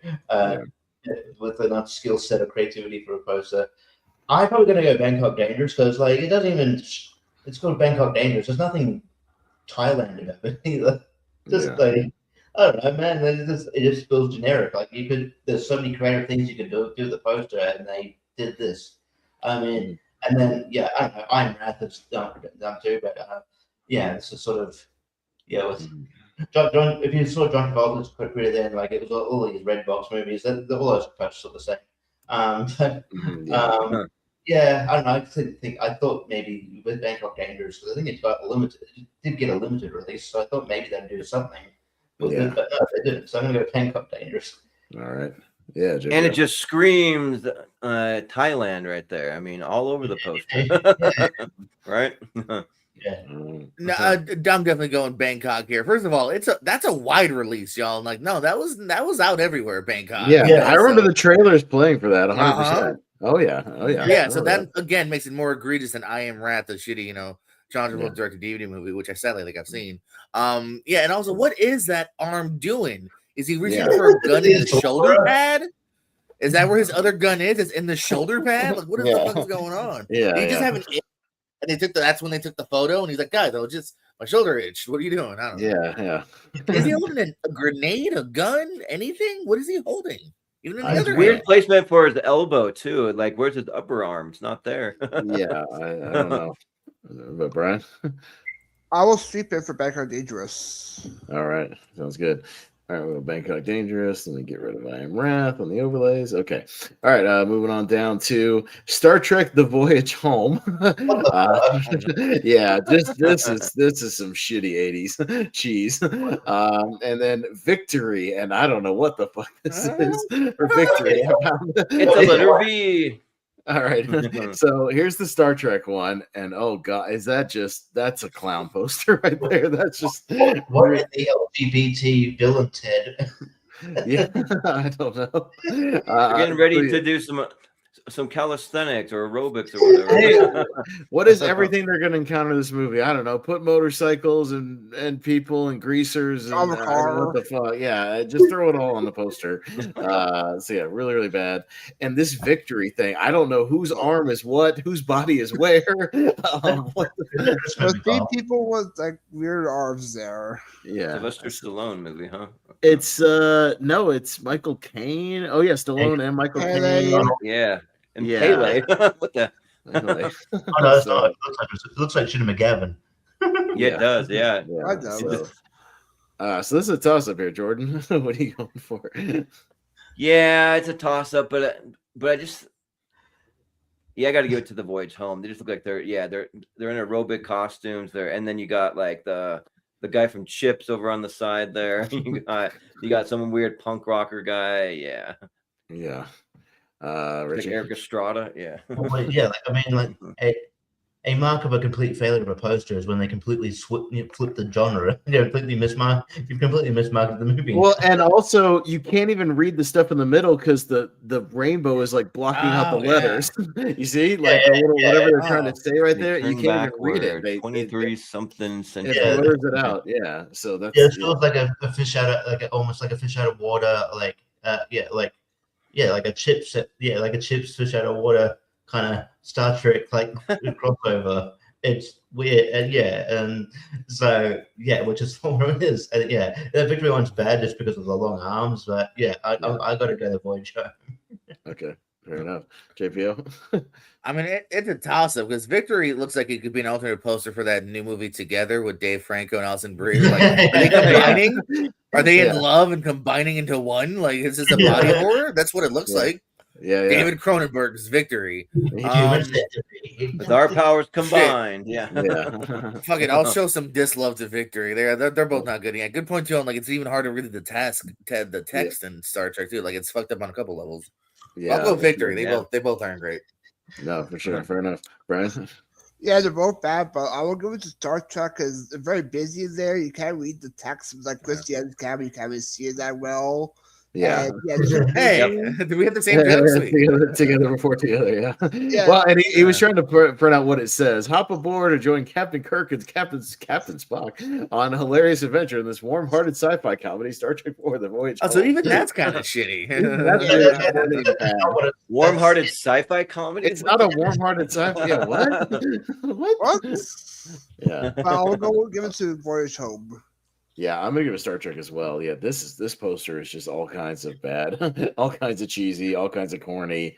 It makes it look like they've checked out of the series again. Of like, and that's one of the better movies. Shatner's face is kind of, oh god, who made this? And why is Keith Sullivan from Lost Boys in the post in the leather jacket? Yeah. Was he on a show called Trey 4? Yeah. He was. Yeah. Yes. JPO, you're gonna recognize this one. You got the chaperone with Triple H. Just look at what is that Triple H? What the fuck? I've always there we go. And then I had to include at least one of these MCU busy floating head bodies. To me, the Spider-Man Homecoming is the worst. We're just plastering everybody. It's an ugly color scheme. You spoil everything with it. So all right. So it's Triple H, and like, what in the AI uncanny valley is this? With that's not his head, not his body. People not even his eyes. It doesn't look like. Disproportionate to the bus. Why is she driving? What the hell's going on? Yeah, and I've seen this movie too, JVO. I've seen it as well. The movie's not great, but this poster's really bad. And the busybody, just overly done, MCU poster where it just becomes ugly. Contractually, we just got to throw everybody who's in the thing on their front center. So we're not going to sell tickets unless they know Favreau's in this. They got to know Happy Hogan's in this movie. Yes, it's why. But Richie, what do you got here? Yeah, I mean, I think like the chaperone is like is silly in a cliche way, like that's another cliche thing. Like, I'm tough. I got my arms folded. I've got a sense of authority. Oh no, there's big macho guys chaperone, but not this for them. It's a cliche thing, but the Spider-Man Homecoming is like an eyesore, and you've got characters in there that no one would be outraged if you left fucking Happy Hogan off the fucking poster or Aunt May. Aunt May. Yeah. No one would be mad if it was a Spider-Man poster and you just had Spider-Man on the poster. Just had Spider-Man. Yeah, really. Yeah. Maybe throw in Vulture too, like I'd be cool with, but yeah. So I'm gonna go Homecoming. Okay. All right, JPO. Yeah, I'm also gonna double down on the MCU here. I think we need some representation of all these busybody superhero ones. And also, too, is this a Spider-Man movie or an Iron Man movie? Because his head is just as big. Like, that shit doesn't even look good.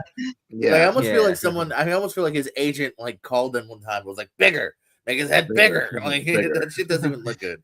Like, why is his head so much bigger than everyone else's? Yes. All right, Brian. Yeah, I can see J. Jones saying together, I want Spider-Man, I want Iron Man, I want Happy Hogan. Give me But that was egregious as the No Way Home poster. Everyone on there as well. But I'll go to Homecoming. Yeah, Jordan, this looks like if you went into ChatGPT, it was like, okay, now add Vulture's wings off to the side. Okay, now make Robert Downey Jr. bigger. Okay, now put Happy Hogan in the bottom corner. All right, now have Iron Man flying on top of everything. You know, like it's a real mess. You should have seen it when I made the thumbnail. The original, I'll have to show you what the original was. It was like a bunch of strippers, but it was all of our faces, and everyone had their shirts off like they're strippers, and I had to make them look like how they look. Yeah, no, please don't do that. Yeah, it is. Yeah, I'm with JPO.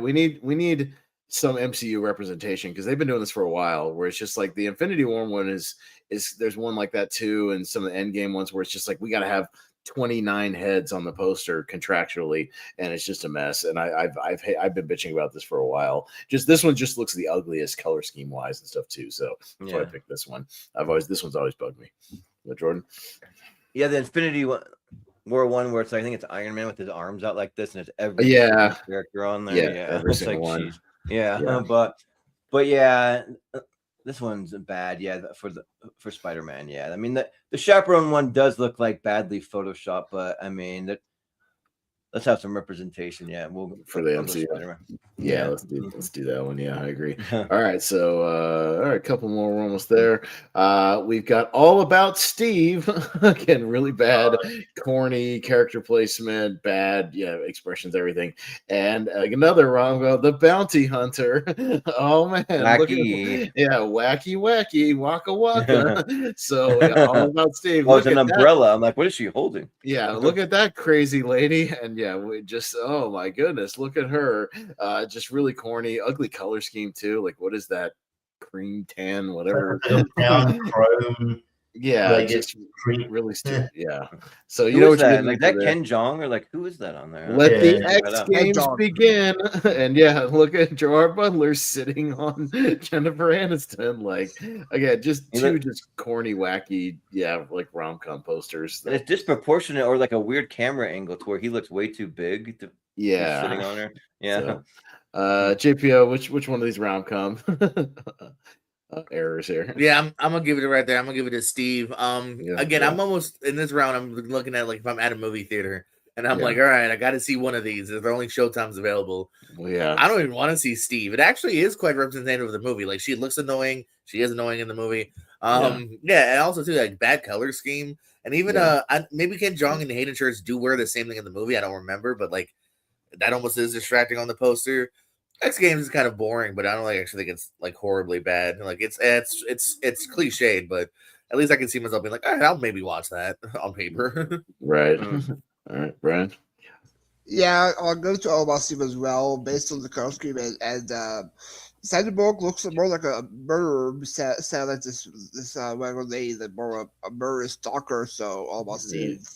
Yeah, I'm also gonna go with this. Yeah, I already don't like the bile puke yellow, brown color scheme of the poster. Yeah, that Sandra Bullock. Yeah, she's just as annoying in the movie, and it's bad. And yeah, you can't just. It's ugly. So I'll go with this. Jordan. Yeah, I'll go All About Steve. Yeah, just because like everything about that, it just looks wrong, and it almost looks like that. Like they photoshopped out a cigarette from Thomas Hayden Church. They should be smoking or something. Yeah. So yeah. We can't have tobacco on the poster, kids. No, you can't. Right. Richie. Yeah. Because All About Steve, the same year she won the Razzie and the Oscar the same year. Yeah. There's something about that, man. Yeah. It's a curse. But yeah, and look, Bounty Hunter poster's uninspired, but hey, at the end of the day, I'm jealous of Gerard Butler who gets to sit on Jennifer Aniston. Hey man, I'm a guy. Hey, All About Steve. I mean, it's a stupid tagline, but yeah, I mean the other poster's worse. All right. So all right, we got 3 more matches. We're almost there. So and there's some doozies here. Oh God! Chapter 27. Jared Leto. Ooh. Talk about an assault on your senses, and not wanting you to watch the movie at all. I know he's playing a serial killer, but good God! And this is a real close-up. And this is a real DVD poster for Groundhog Day, which I've always thought is just like, what the fuck were they thinking with this? But yeah, this is Jared Leto, chapter 27. I know he's playing like a despicable character, but what are we doing here? Like, is that the best way to market the movie? What's that tagline at the top too? Like, I don't even know what that means. He came to New New York to meet John Lennon. Yeah, it's about the guy that shot John Lennon. The what's his name? Oh, okay. Not David Chapman.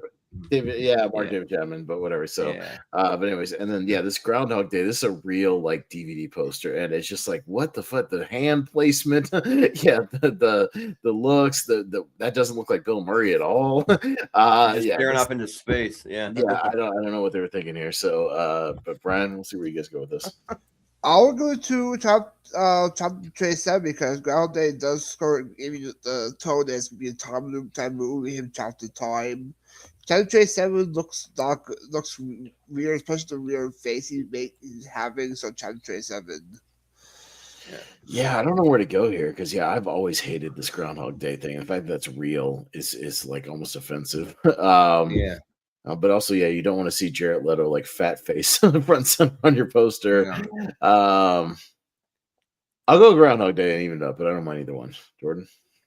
Yeah, they're both pretty bad here. I mean, Andy McDowell in the Groundhog Day, the picture is a lazy eye or something. I don't know.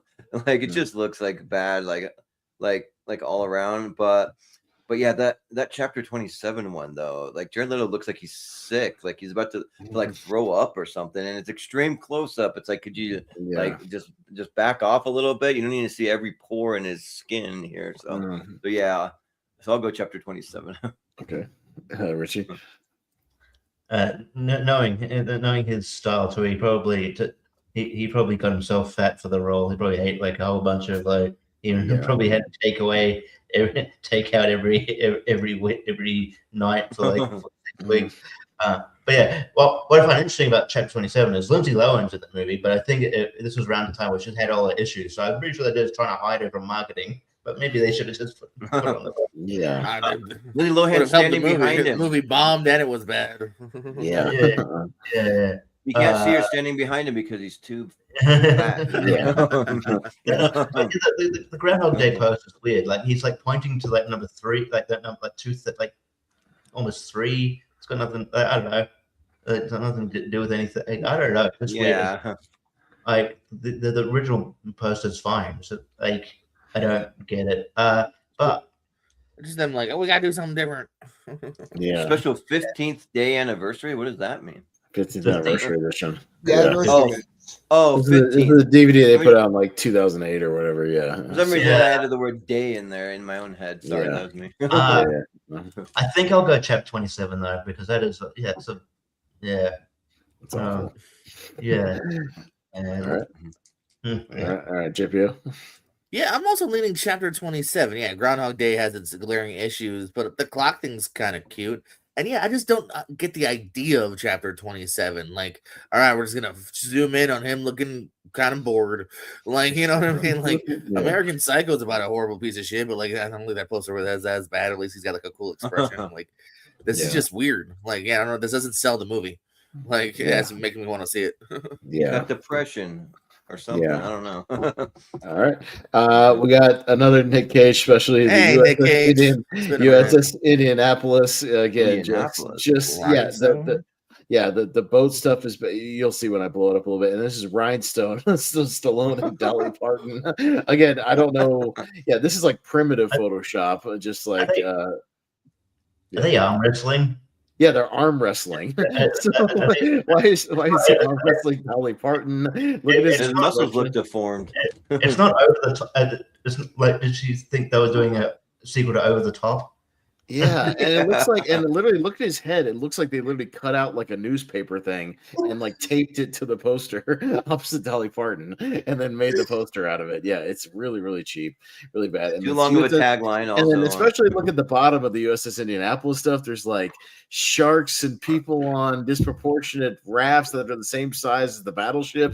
It doesn't make any sense whatsoever. Again, just lazy, just thrown together bullshit. So it's on me. I can go either one, but yeah, we don't have a lot of like old school posters on here. I feel like I got to go with this rhinestone thing. It's just like, what? I don't know what this movie's trying to convey. Is he gonna fight her? Like, is he gonna arm wrestle contest with her? I don't know. I'm gonna go with rhinestone here. Yeah, I mean, at least the bottom one, they're trying to do something a little bit fun, and it's like it reminds me of like an 80s like after hours sort of style, or like, so they're trying for something, but like I don't know what they're trying for in this USS in Indianapolis. It's just like so it's the Navy, all right, and there's war with sharks, okay, which is probably like the tone I get. Like maybe their ship gets blown up and they have to survive at sea. I don't even know though if that's what it is. So yeah. But I'll go with the USS Indianapolis. Okay, Richie. Only like trivia I know about USS Indianapolis. It's got Paul Walker's brother in it, Cody Walker. He's like,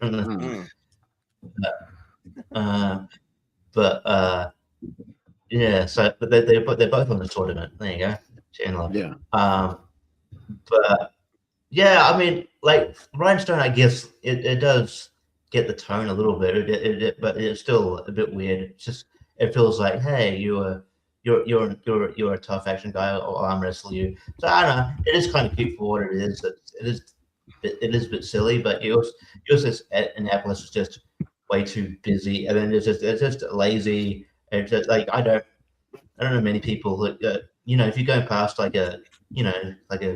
if a video store's still a thing, if you're going past that, it's not going to catch your eye in a good way. No one's going to be like, "Oh, that looks good." No, there's no way anybody in their right mind be like, "Oh, that looks good." So I'm going to. Nobody's going to click on this on the red box at the grocery store. Oh, I'll read that. That should be great. The red boxes that are loaded with half of these Nick Cage movies. JPO. Yeah, again, this is a flipper flopper for me here. I'll lean a little bit towards Indianapolis. I am, just those busiest posters, and Rhinestone at least at the time was trying. Yeah, Brian. Yeah, also go Indianapolis. Too many floating heads. Nick Cage doesn't look like he's going to be there either. As well. All right. Yeah, the producers you need 6 random floating heads behind him too. Yeah. All right, JPO. He didn't escape one of his early movies.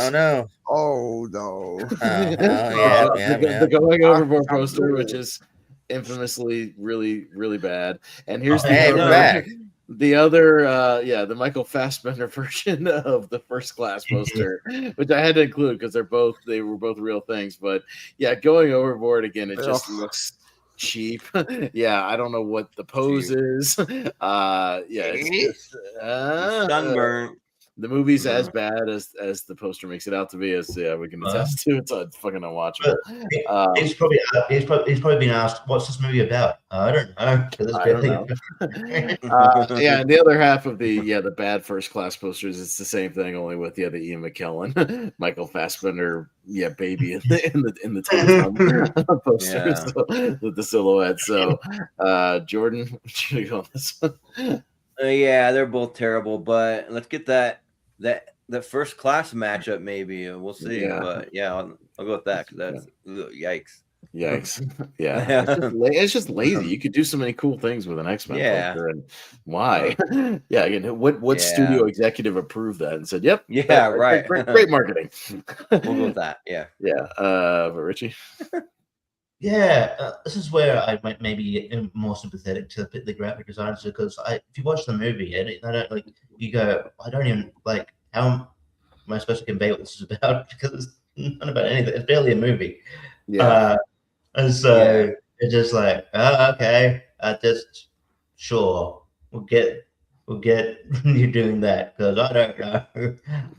It's a bad poster, but it's for nonsensical movie, so I'll give it a bit of a.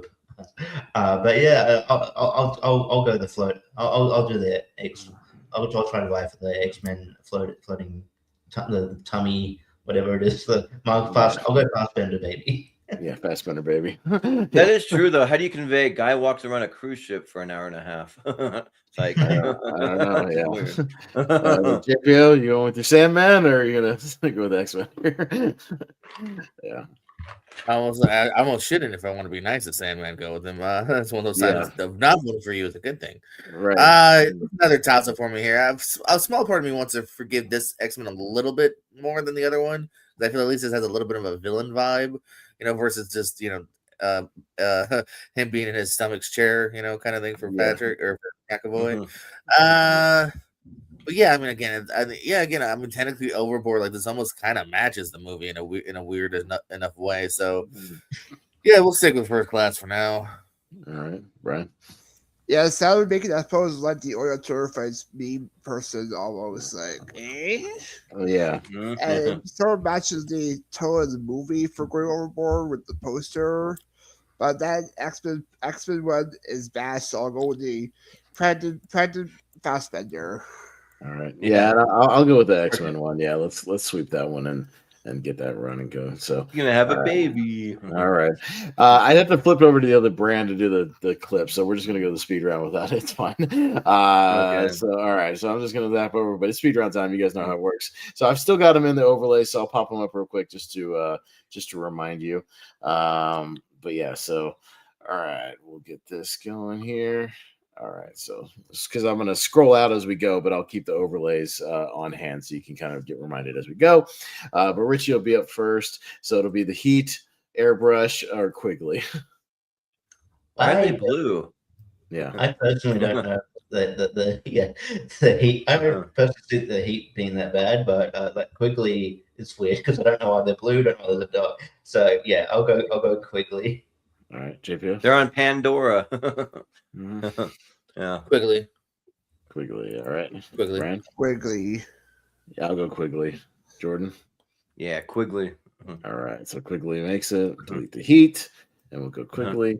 Okay, we got the Whitney Brown movie and Super Babies. JPO. So the horse in the car or Super Babies. Okay, Brian. Super Babies. Next generation heroes. Babies. Yeah, I'll also go Super Babies. Jordan. Yeah, Super Babies. And Richie. Super Babies. So that Brooke Shields in that movie, the other movie. Yeah, it is. Yeah, it sure is. Okay. All right. Let me delete Whitney Brown. All right. Got 24 hours to get a horse somewhere. They loaded in the car. Stolen and heavy petting, Brian. So stolen, mangled face, and heavy petting with the dog licking, Brian. Heavy petting. Yeah, I'm gonna go heavy petting here. Jordan. Yeah, heavy petting. Okay, Richie. I think heavy petting that's just bad all around. I wouldn't tell people I was in that movie. Heavy petting. Okay, JPO. I think Richie's in that movie. He's trying to hide it now. Heavy petting. Heavy petting. Okay. All right. Richie, did you voice the dog? You sure did. Yeah. I casted Malin Ackerman. All right, we got Chef, the bad Photoshop monstrosity, and Hard Boiled with the baby. Me, I'm gonna go Chef here. That's really bad foreign marketing. Jordan. I'm gonna go Hard Boiled and get that baby out of there. Okay. Chef, it's because it's not cheaper by the dozen. It's a comedy drama about food. Yeah. All right. JPO. I mean, the baby's at least in the movie somewhat, though, right? Kinda. It's like a hard action movie. It just makes it look like The Pacifier. That's what annoys me. I know it deserves to be this round, but I gotta go Chef now. Chef, all right, Brian. Chef. Yeah, I'm gonna go Chef. Okay. Wait, put the Chef one up there again. I'm just like curious. So isn't John Leguizamo in this movie, or am I like wrong about that? Yeah. Where is he then? He's not on here. No. Yeah, or once it in the 8th person. Yeah. Actually, I'll give him credit for. Yeah, he's like one of the like higher build people in it too. Yeah, they want the bigger faces. The bigger names. Michael and Now You See Me, Now You Don't. So we got the Michael with the randomness and the blurriness and everything with the dog and all that kind of stuff. And the Now You See Me, just random placement on the puzzle. Jordan? I'll go with Michael. That face is like nightmare fuel. I'm sorry. All right, Richie? I'd rather hang out with John Travolta in The Fanatic than this Michael. It's like Michael. Michael, JPO? No, Now You See Me for sure. Brian? Now You See Me is much worse, so Now You See Me. Yeah, I'm gonna go Now You See Me. I really don't like this poster. I really, really don't like it. All right, Now You See Me. Okay. Killers, whoa, and Bicentennial Man. So Richie said Killers, yeah, and Bicentennial Man with the creepy Robin Williams. Richie? I've got to go Bicentennial Man. Yeah, I think it's just it misses the tone of the movie. Yeah, JVO. Yeah, and there's a much better Bicentennial Man than the normal one. I feel that's on most like VHSs and DVDs. So Bicentennial Man. Okay, Brian. Bicentennial Man. Yeah, I'll go Bicentennial Man. Jordan. I'll give a vote to Killers just because like they're like goofball, like just pose on the spot. All right, sounds good. Right, we'll go Bicentennial Man here. I'll delete that one. All right, cool. All right, going down to My Big Fat Greek Wedding 3 and Left Behind. So Big Fat Greek Wedding with its horrendous just cut and paste, nonsense going on, and Busybody, and really bad Nick Cage in there. JPO? Wedding 3. Okay. Brian? Greek Wedding 3. I'm going to go Greek Wedding. Jordan? I'll go Left Behind. Richie? I think I'm going Big Fat Greek Wedding, so I feel like I had more of a budget, and it's more inexcusable that they did a bad job. Yeah. All right. Okay. All right. We got the Sniper Steven Seagal poster and Mickey Blue Eyes. So the Sniper, where everything is fake about this poster, and Mickey Blue Eyes, where everything's pretty fake about that poster too. But Brian? I'll go Sniper. I'll also go Sniper. Yeah, we should have some Seagal representation on here of his shit. Yeah. Jordan? Yes. Yeah, Sniper. All right. Richie? You could do a whole tournament just just Seagal movies because all those posters are shit. But Sniper. All right. JPO? Sniper. Oh, poor Rob Van Dam. All right. Like, hey, ChatGPT, create me a poster where it's a cobbled together soldier where everything looks fake. All right, there it is. Yeah, put random things in the background and explosions and all kinds of shit. It'd probably create you a poster. Yeah. All right, got the Hit by Lightning bed poster and the Heartbreakers, just fake everything about the two leading ladies. I'm gonna go Heartbreakers because the Penthouse one coming up is a worse, I think, bed poster. So I'll go Heartbreakers for now. Do we want to go all bed stuff on this side? We could. I mean, it's possible. I wouldn't be opposed to it, but that's up to y'all. I'll go Hit by Lightning. I mean, even the logo looks weird. I don't know. Not even like trying to do the bed thing. I've got to go Hit by Lightning. It's just a failure on every level. Like, it doesn't convey. Like, it's just like, what the fuck is this movie? Hit by Lightning. JPO? Hit by Lightning. Hit by Lightning. Brian? I will go Heartbreakers. Okay, close one, but all right, we're gonna get the beds going on this side. All right, for now. Okay, we'll see what happens. We might have a bed matchup here coming up soon. Okay, so we got the Accidental Husband and the Penthouse, and these are both just fake, horrendous ones. So again, the arms, the placement of the people, everything, and this Penthouse bed garbage. So Jordan. Yeah, the Accidental Husband. It's like two people look like they're from the movie. One looks like it's from an old movie. But the Penthouse, that is like pretty egregious. So Richie.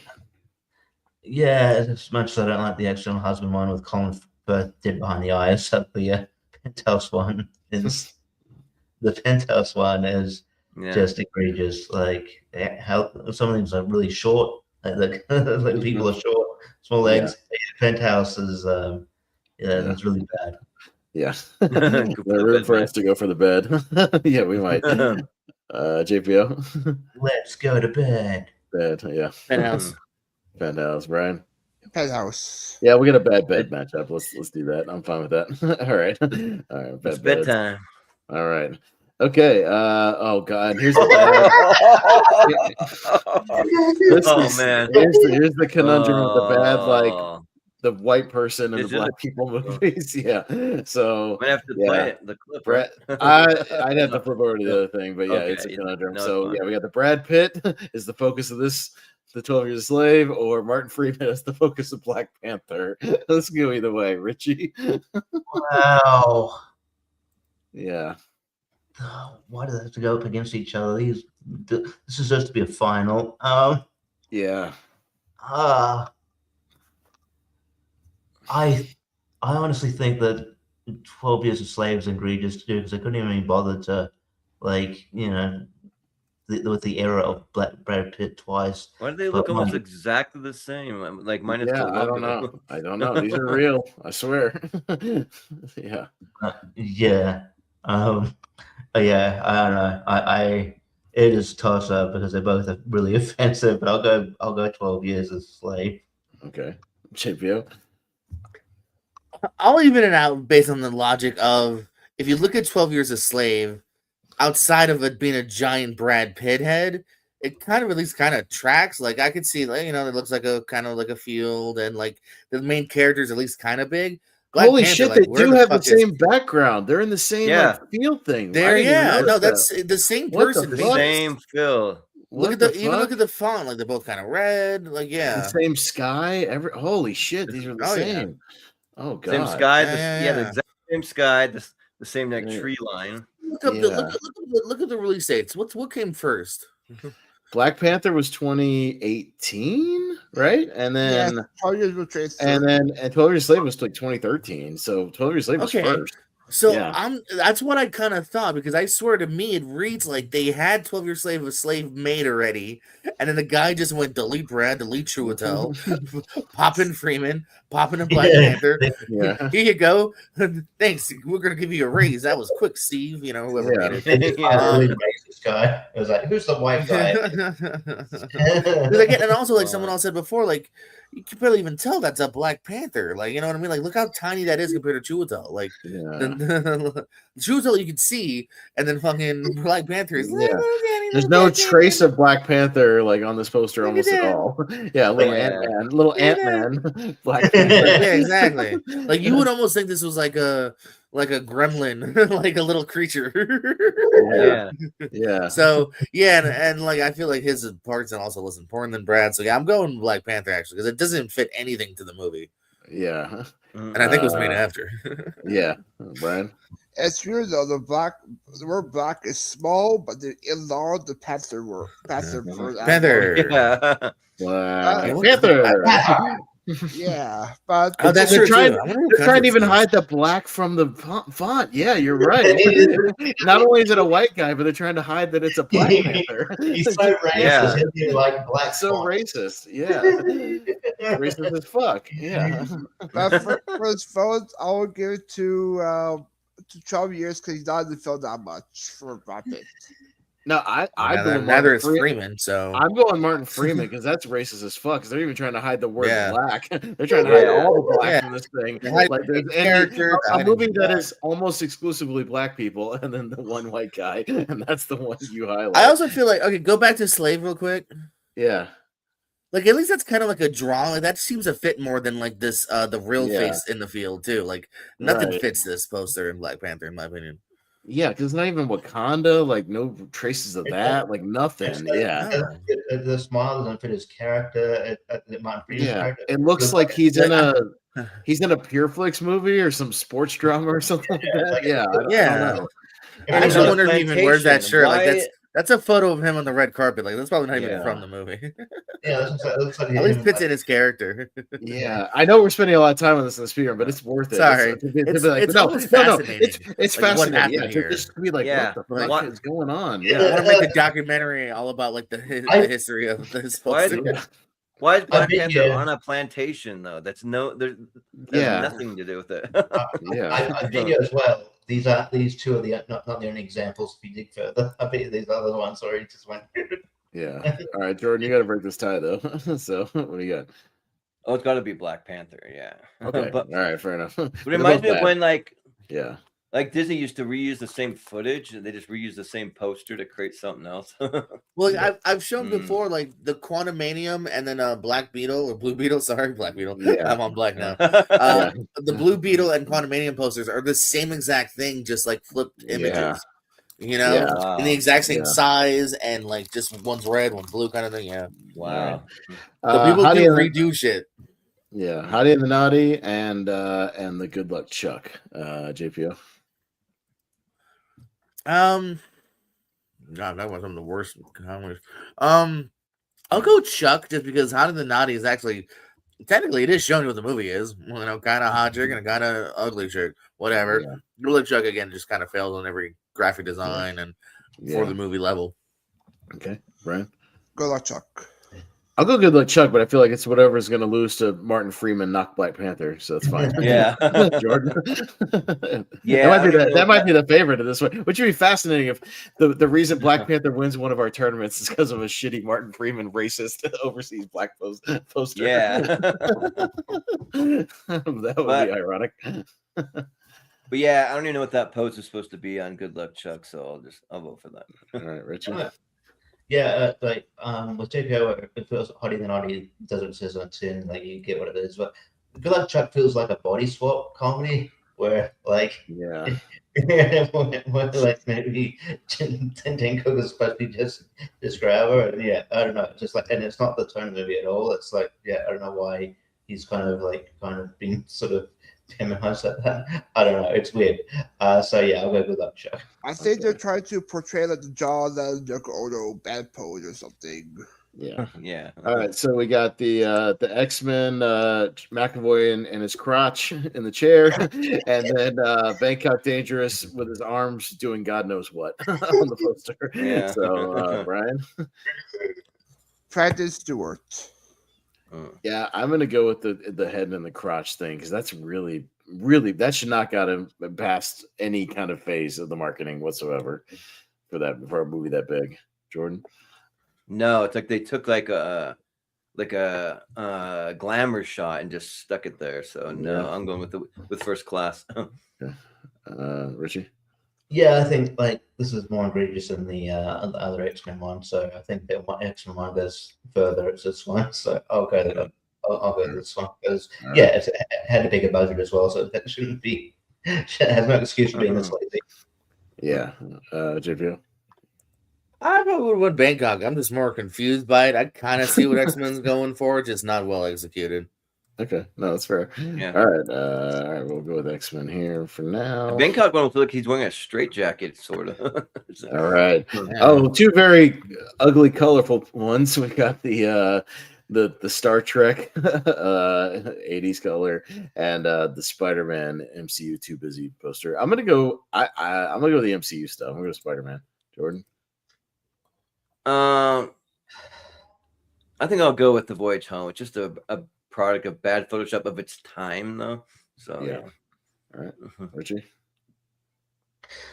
I'm two minds. At least like they tried something different, even though it's way too misses the tone of the movie at all costs. But at least it's like the homecoming one is just like the most uninspired poster ever. It's like they'll give it a deadline of like a few hours. Like you go here, you go here, you go here, you go here. Done. Yeah. So I'm gonna go Spider-Man. Okay, JPO. I'm going Star Trek, man. At least Spider-Man, I can kind of, it's fine. Okay. Kind of, but Star Trek really bothers me. Yeah. Hey, it could be personal. Whatever bothers you personally. Yeah. Brian. I'll go with Star Trek. Okay. That's fair enough. They're both bad. Yeah, that's fine. Yeah, these are all bad. So and the fact you can't read the text too on that. Yeah. All About Steve and Chapter 27. So corny, annoying rom-com or fat-faced Leto. Jordan? I'll go fat-faced Leto. Okay, I'll leave it at that. Yeah, I feel like the About Steve is just it like if Annoying had a picture, that would be All About Steve. Like you I feel annoyed. Yeah. I feel annoyed looking at that poster. Yeah. So I'll go Chapter 27. All right, JPO. I'll go Chapter 27. Okay, Ryan. Chapter 27. I'll sweep it. Yeah, for Leto. Yeah, I'll do that. ChatGPT, make me a picture of the word annoying into a picture. Yeah. Form. There it is. USS Indianapolis and the other X-Men with Michael Fassbender. So Richie, Indianapolis. Yeah, like JP mentioned, I think like this kind of like it, even though it looks, it's still a weird idea. It fits more because he looks more badass as a villain. I think that USS Indianapolis is way too busy. Just a complete mess. And yeah, so I'll go USS Indianapolis. All right, JP. Indianapolis. Indianapolis. Yeah, I'll go with the Indianapolis. Jordan. I'll give a vote to First Class. Okay, that's fair. All right, I think we do have the worst one still in there, so that's fair enough. Yeah. All right. So we'll keep moving it down here. We're getting down, I believe, to the Elite Eight here. So we'll go Quigley and Super Babies. So JPO, scroll back up. Quigley, Super Babies. Oh God. I'm gonna give it to the bigger budget Super Babies. Okay, Brian. The worst movie with a dog in it. Dog for this one goes to Super Babies. I'll go Super Babies. Jordan. I'll go Quigley because they're blue. Richie. Not saying I have Avatar. Yeah. Why are they blue? I'm gonna go Super Babies. I was tempted to go Quigley because that confuses me, but Super Babies just no. All right. Okay. We got Heavy Petting and Chef. Here's a conundrum. The Heavy Petting, the dog, and the really bad foreign chef poster. Brian? It's close. I don't want either one, but I'll go to Heavy Petting. These are both really bad. I'm gonna go Chef because this foreign marketing is really starting to irk me. Like, what are they doing? Because sometimes foreign posters are cool, but these are not. Yeah. Yeah, they do cool shit. But Jordan, yeah, Chef is pretty egregious. So yeah, Chef. Okay. Richie, Chef misses the mark on all accounts. So I don't think they got any directive whatsoever. They're just like, there's a movie about food with chefs in it. Go. I'll go Chef. Oh, it's Chef, not chefs. Stupid poster people. Yeah, Chef. Anyways, Jeff, JPO. Yeah, I gotta go Chef. Chef. All right, sounds good. All right, we'll go Chef, and I'll cut this one out. Bye Heavy Petting. All right, so we got the Now You See Me 3 poster and Bicentennial Man. So the Now You See Me characters on the fake background and Bicentennial Man. I'm gonna go Now You See Me. I'm sticking to my guns here. Jordan. Yeah, this time I'll go to Now You See Me. Richie. I don't know, man. I really don't like that Bicentennial Man poster. That's fine. JPO. I'll go Now You See Me because that is like the real like for everyone poster. So yeah. All right. Now You See Me. Now You See Me. Okay. All right. So get rid of Bicentennial Man. Now You See Me. All right. My Big Fat Greek Wedding 3 and Sniper. Man, we're getting down to it here. Big Fat Greek Wedding and Sniper. Both fake as fuck. Jordan. It's got to be Sniper. Yeah. Sniper. Bad. Richie. Big Fat Greek Wedding. They had more of a budget, and so it's no excuse. JPO. Yeah, Big Fat Greek Wedding. Brian. Greek Wedding. I'm gonna go Greek Wedding because I've seen a whole bunch of things that looks exactly like this in a red box. So it's bad, and this is the worst of them. But Yeah, this I've hated this one ever since it came out. Richie knows that, so it's really bad. I almost wanted to do this tournament because of this poster. That was like my inspiration, like 2 years ago, where I was like, "Well, I got at some point do a worst poster tournament, Jordan." Yeah, because shit like this, yeah, they should know better. All right. So we got the bed match, hit by lightning, and the penthouse. So let me blow them up one more time. Hit by lightning with 3 people, and the penthouse with like 6 people. So the double the fun, or just the threesome. What do you think, Richie? Yeah. They're both really confusing. Like, at least like the majority of the people in the penthouse look like they're trying to look like they're actually in like in a bed, whereas that one they just typed in Will Sasso on Google. I don't know. There's more effort, I guess. I'll go hit by lightning, but I can see it probably going to the penthouse just by. All right, JP. Yeah, because I'm going penthouse. Brian. Yep. I also go penthouse. I'm gonna go with the penthouse. This just looks fucking horrible. This looks really bad. Like you look at that and you go like, oh, like good God. Like they didn't even try. Yeah. So, yeah, I'm going with that. Jordan. Yeah, like what did they do to my boy Ryder Strong? Come on. Yeah. So yeah, the penthouse. Well, they did your boy dirty. Yeah. All right, the penthouse. All right. The Black Panther Martin Freeman poster. Good luck, Chugga. We all go in the non-Black Panther poster here. Yeah. Yeah, the super racist, overseas Black Panther. Okay, all right. That one's so bad. It's like unintentionally funny. Like yeah. Mm-hmm. All right. We got the X-Men, James McAvoy in the crotch, and the Voyage Home. So JPO, we got on that one. Voyage Home. Okay. Brian. Voyage Home. I'm gonna go X-Men. I've always hated this poster. You could do so much more with a superhero poster than this. Yeah. Jordan. Yeah, same here. Like it's almost like offensive with like the potential you have to work with here. So you could have even just had the 2 actors facing off or against something. I fucking anything. Yeah. God damn. Yeah, and that's what you went with, Richie. See, I've been thinking a lot about that Voyage Home thing now. Like it is really bad. But it's like not some Bill and Ted bullshit. I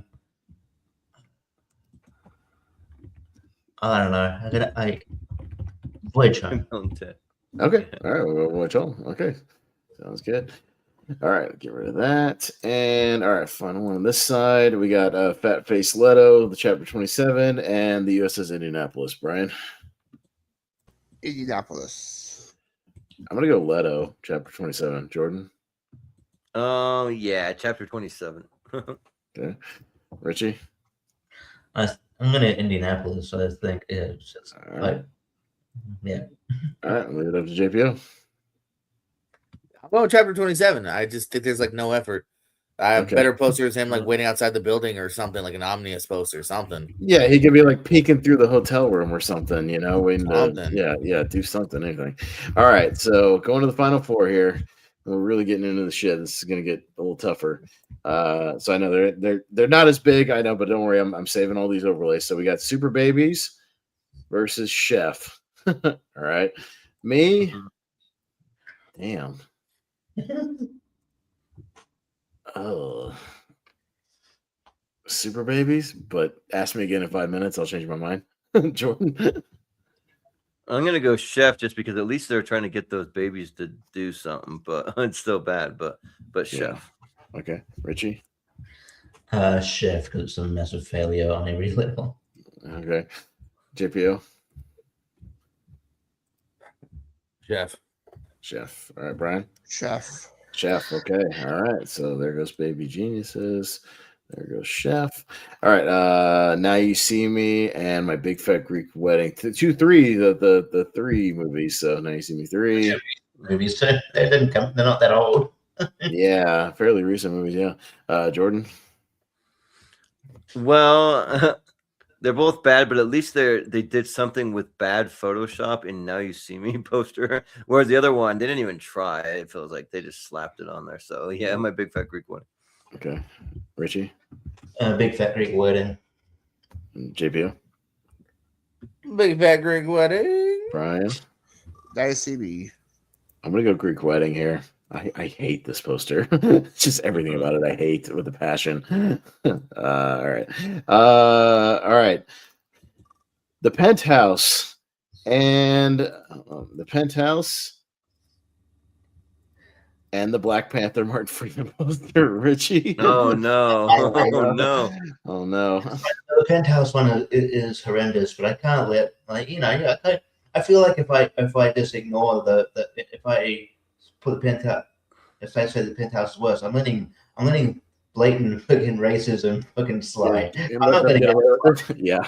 I'm not gonna slide. So Black Panther. Okay, JPO. I thought you were in a weird position. I'm here. I'm thinking. Yeah, I know it's tough. It's rough. Yeah, I mean, just the Black Panther one is just like, at least Penthouse is like hot people in bed. All right, kind of sort of tracks, right? Like, Yeah. Black. What the fuck is happening? Black Panther. Yeah. Right. I'll go for why Sadie Bilbo Bag is Black Panther. Yeah, I'll go with White Panther. Jordan? Yeah. White Panther, yep. Yeah. All right. Yeah. Okay. All right. Jesus. I didn't even notice how the lettering was even minimized in that one. Yeah, they didn't even they tried to even hide the fact that it's a Black Panther. Yeah, that's even worse. All right, so Voyage Home and Chapter 27. So there's your Voyage Home. There's your Chapter 27. JPO.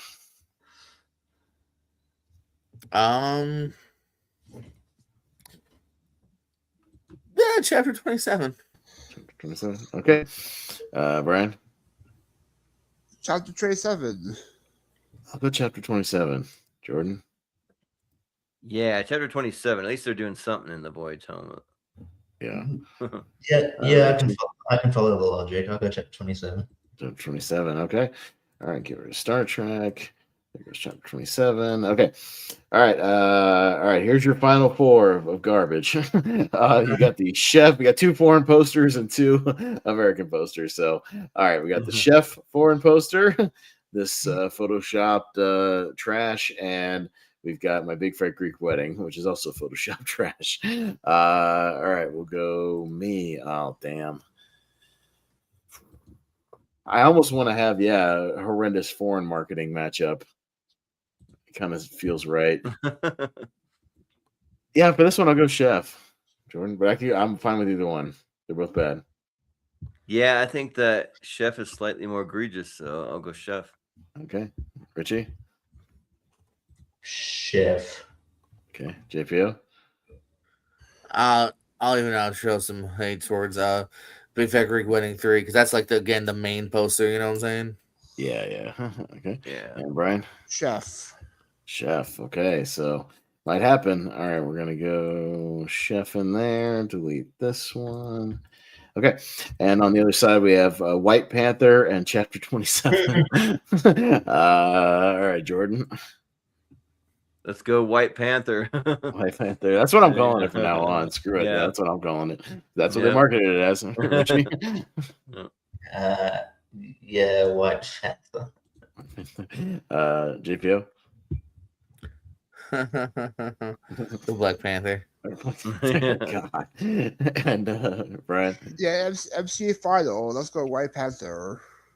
Yeah, that's true, because it's Favreau and Robert Downey Jr. and stuff. Yeah, and Scarlett Johansson. Yeah, all these MCU people. That's true. Yeah, I'm gonna go White Panther for sure. So, all right. So we have your finals, and your finals is a completely botched foreign marketing campaign for both movies. So we got a chef with multiple chefs that aren't actually chefs, and just really bad Photoshop trying to cram everybody in on the poster. And you've got Martin Freeman is the star of Black Panther. Come see the movie without Wakanda. So we'll start with Richie down at the bottom. What do you got? I mean, Botch implies a mistake. I think the racism in Black Panther is very deliberate.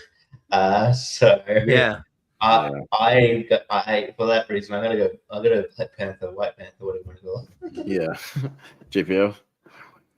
I think you've trolled us, and this poster doesn't exist. Black Panther. Show me I'm proof this is a real thing. I'm gonna pull up the articles. Yeah, I will. Yeah, I'm gonna do it. So, but Brian, White Panther. I'm gonna go with white because everything's wrong with it. The poster's bad. The marketing is mismarketed. Yeah, the blatant racism.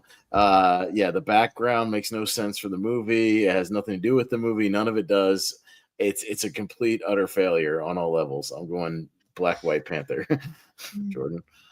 Yeah, like there's no hiding what you're trying to do here. So it's got to be Black Panther. All right. Well, Black Panther becomes a tournament fight winner for all the wrong reasons. So,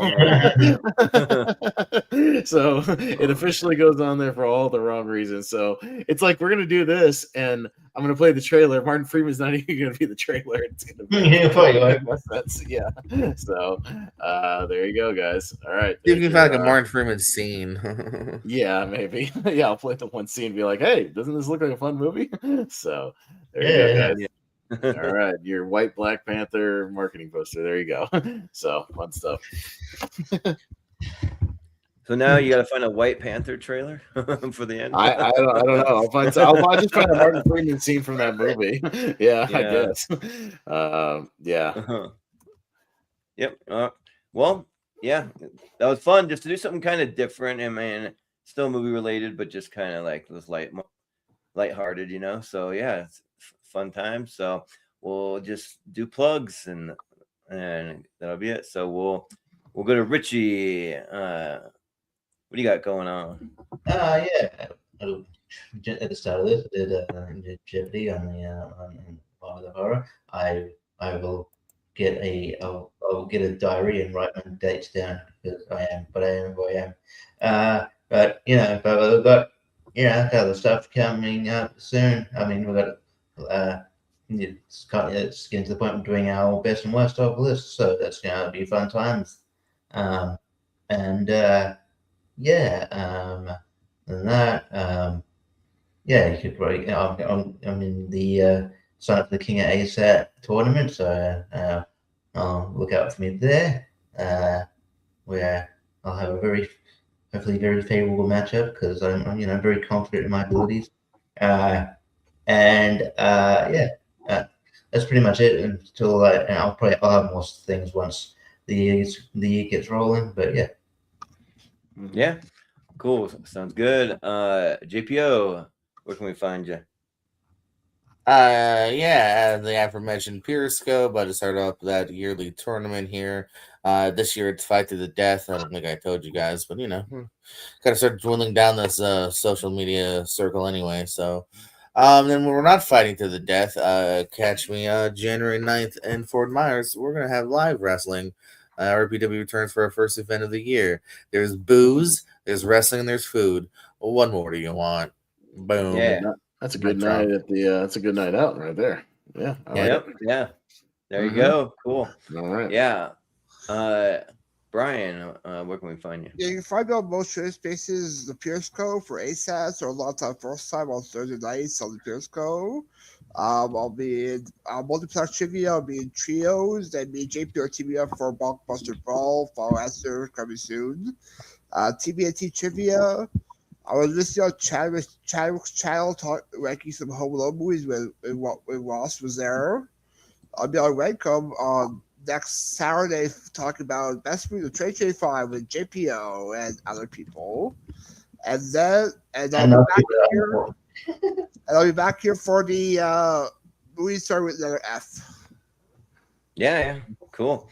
Sounds good. Pretty good. Yep. Yeah. Austin, what you got going on? I might have found what I can play. There's a Graham Norton clip where Martin Freeman is talking about being the token white guy in Black Panther. So maybe I'll play that. There you go. So that might fit. But anyways, yeah.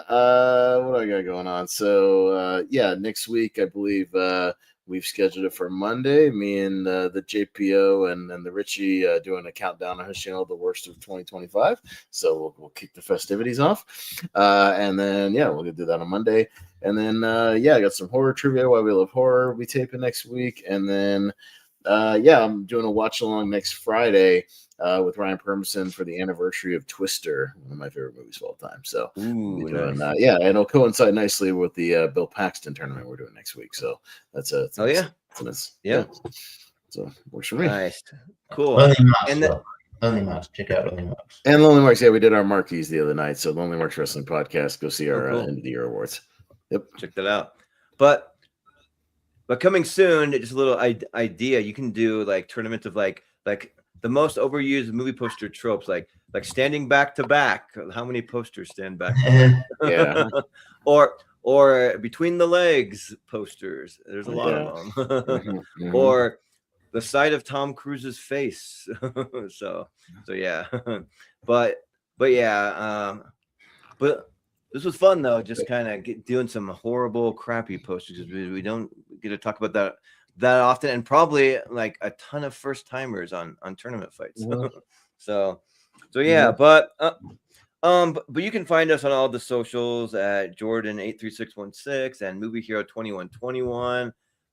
You can find us over in the on Facebook in the Movie Hero Network group. That's probably what we're the most active over there. And if you have any projects you're working on that are like movie, TV, pop culture related, you can post your heart's content over there. We can talk movies. You can do all that over there, and we'll share it out and try and get you some subscribers and views and all that stuff. So yeah, and then hopefully soon, probably within like I don't want to promise this weekend, but within the next like 3 or 4 days, I want to try to get the new Patreon schedule up. It's about time for that. So because we do have a Patreon, that's patreon.com/movie hero, and you can see the extended schedule that goes out about 5 months. So you can go and you can subscribe to that for just $1 a month, or you can buy it for a one-time look at it for just $3. It's the lowest price that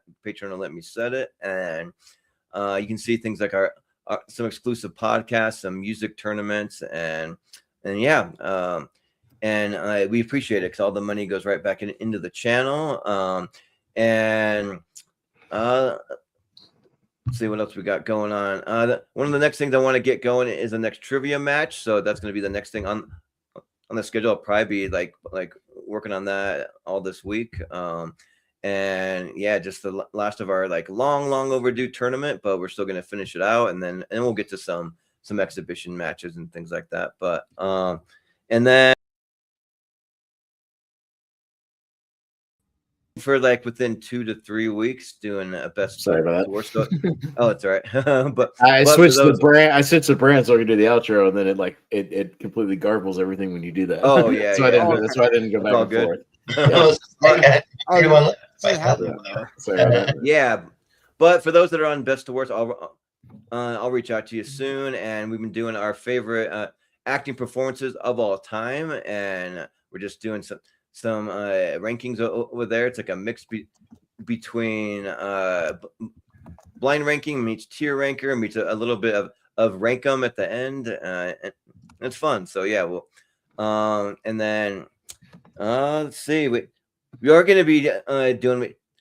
We haven't set a date yet, but maybe we can talk about that off air for next episode of Recast, which we want to do Anaconda, just because we had an Anaconda movie come out. We have an animal attack movie with is it Primate or like whatever that monkey one? Yeah. So we'll be doing that soon, in the next 2-3 weeks. But and then yeah, just what we have coming up. Just a little look ahead for tournament fights and a tier ranker. We did already I mentioned the Battle of the Bills, Bill Paxton and Bill Pullman, so will be on Tuesday. for a versus match. Then we'll be doing a friend of the show, Dan Skip Allen's got us after the 128, which I still got to figure out who he wants on that panel, or I'm just going to pick some people if he doesn't tell me. So, but I do have that his 64 for that. So I don't know if I sent it to you, Austin, but I can do it. Yeah. But and then let's see, we got our movies let's start with the letter F for our alphabet series as a tier ranker. So we're just going through all the letters of the alphabet. And then we do have one just regular movie hero mystery tournament coming up on January 16th. That's we just put all our favorite movies in a big wheel, and we spin the wheel, and whatever random movies pop up. So just a little reminder that I'm letting everyone do 20 wild cards. So if there's any movies you want to add to the wheel, you can just DM me a list of 20 wild cards, and they can be any movies you want. They can just movies you want to talk about. They can be good, bad. They can be new releases. Just one you want to talk about. So if you get them in there before just a heads up though. Yeah, if we spit out wheel of movies, it's up to we might not necessarily talk about it, but if there's a conversation there. Right. Yeah. So that'll be for wheel of movies. They'll decide if there's enough to talk about, but it can be eligible for the mystery tournaments as well. So yeah, those will be eligible for that. And then we'll be doing our best of 2025 ladders series. So we are still planning to do a big breakdown of 2025 movies. We're just giving a little extra time for us to catch up on any movies that we might have missed, which that's pretty much all I've been doing this past week, is just watching 2025 movies that I missed. So and that'll be a 3-part series. And then right before that, we're gonna have some podcasts. We're gonna do Austin's gonna host the worst movies of 2025, and then we'll have our kind of roundtable discussion, podcast style of our honorable mention movies. So just the ones that didn't make the top 12, but we still want to talk about them. We still think they're worthy to be mentioned. So we'll do that. And then after the latter series, we'll do our top 12 of 2025. We'll just have a little suspense to lead up to that. And then after that, we'll went to Brian's after the 128. So that's coming up. So we'll have that on the schedule. And then at the end of the month, we do have best sword and sandal movies, which we decided there kind of needs to be sword and sandal and maybe like medieval movies, because there's not quite enough sword and sandal. But yeah, so we'll kind of do it that way, I think. We decided, sword fighting and thing, just different time periods. Might be like an alternate title for that. Yeah, like swords and some sandals or something. Yeah.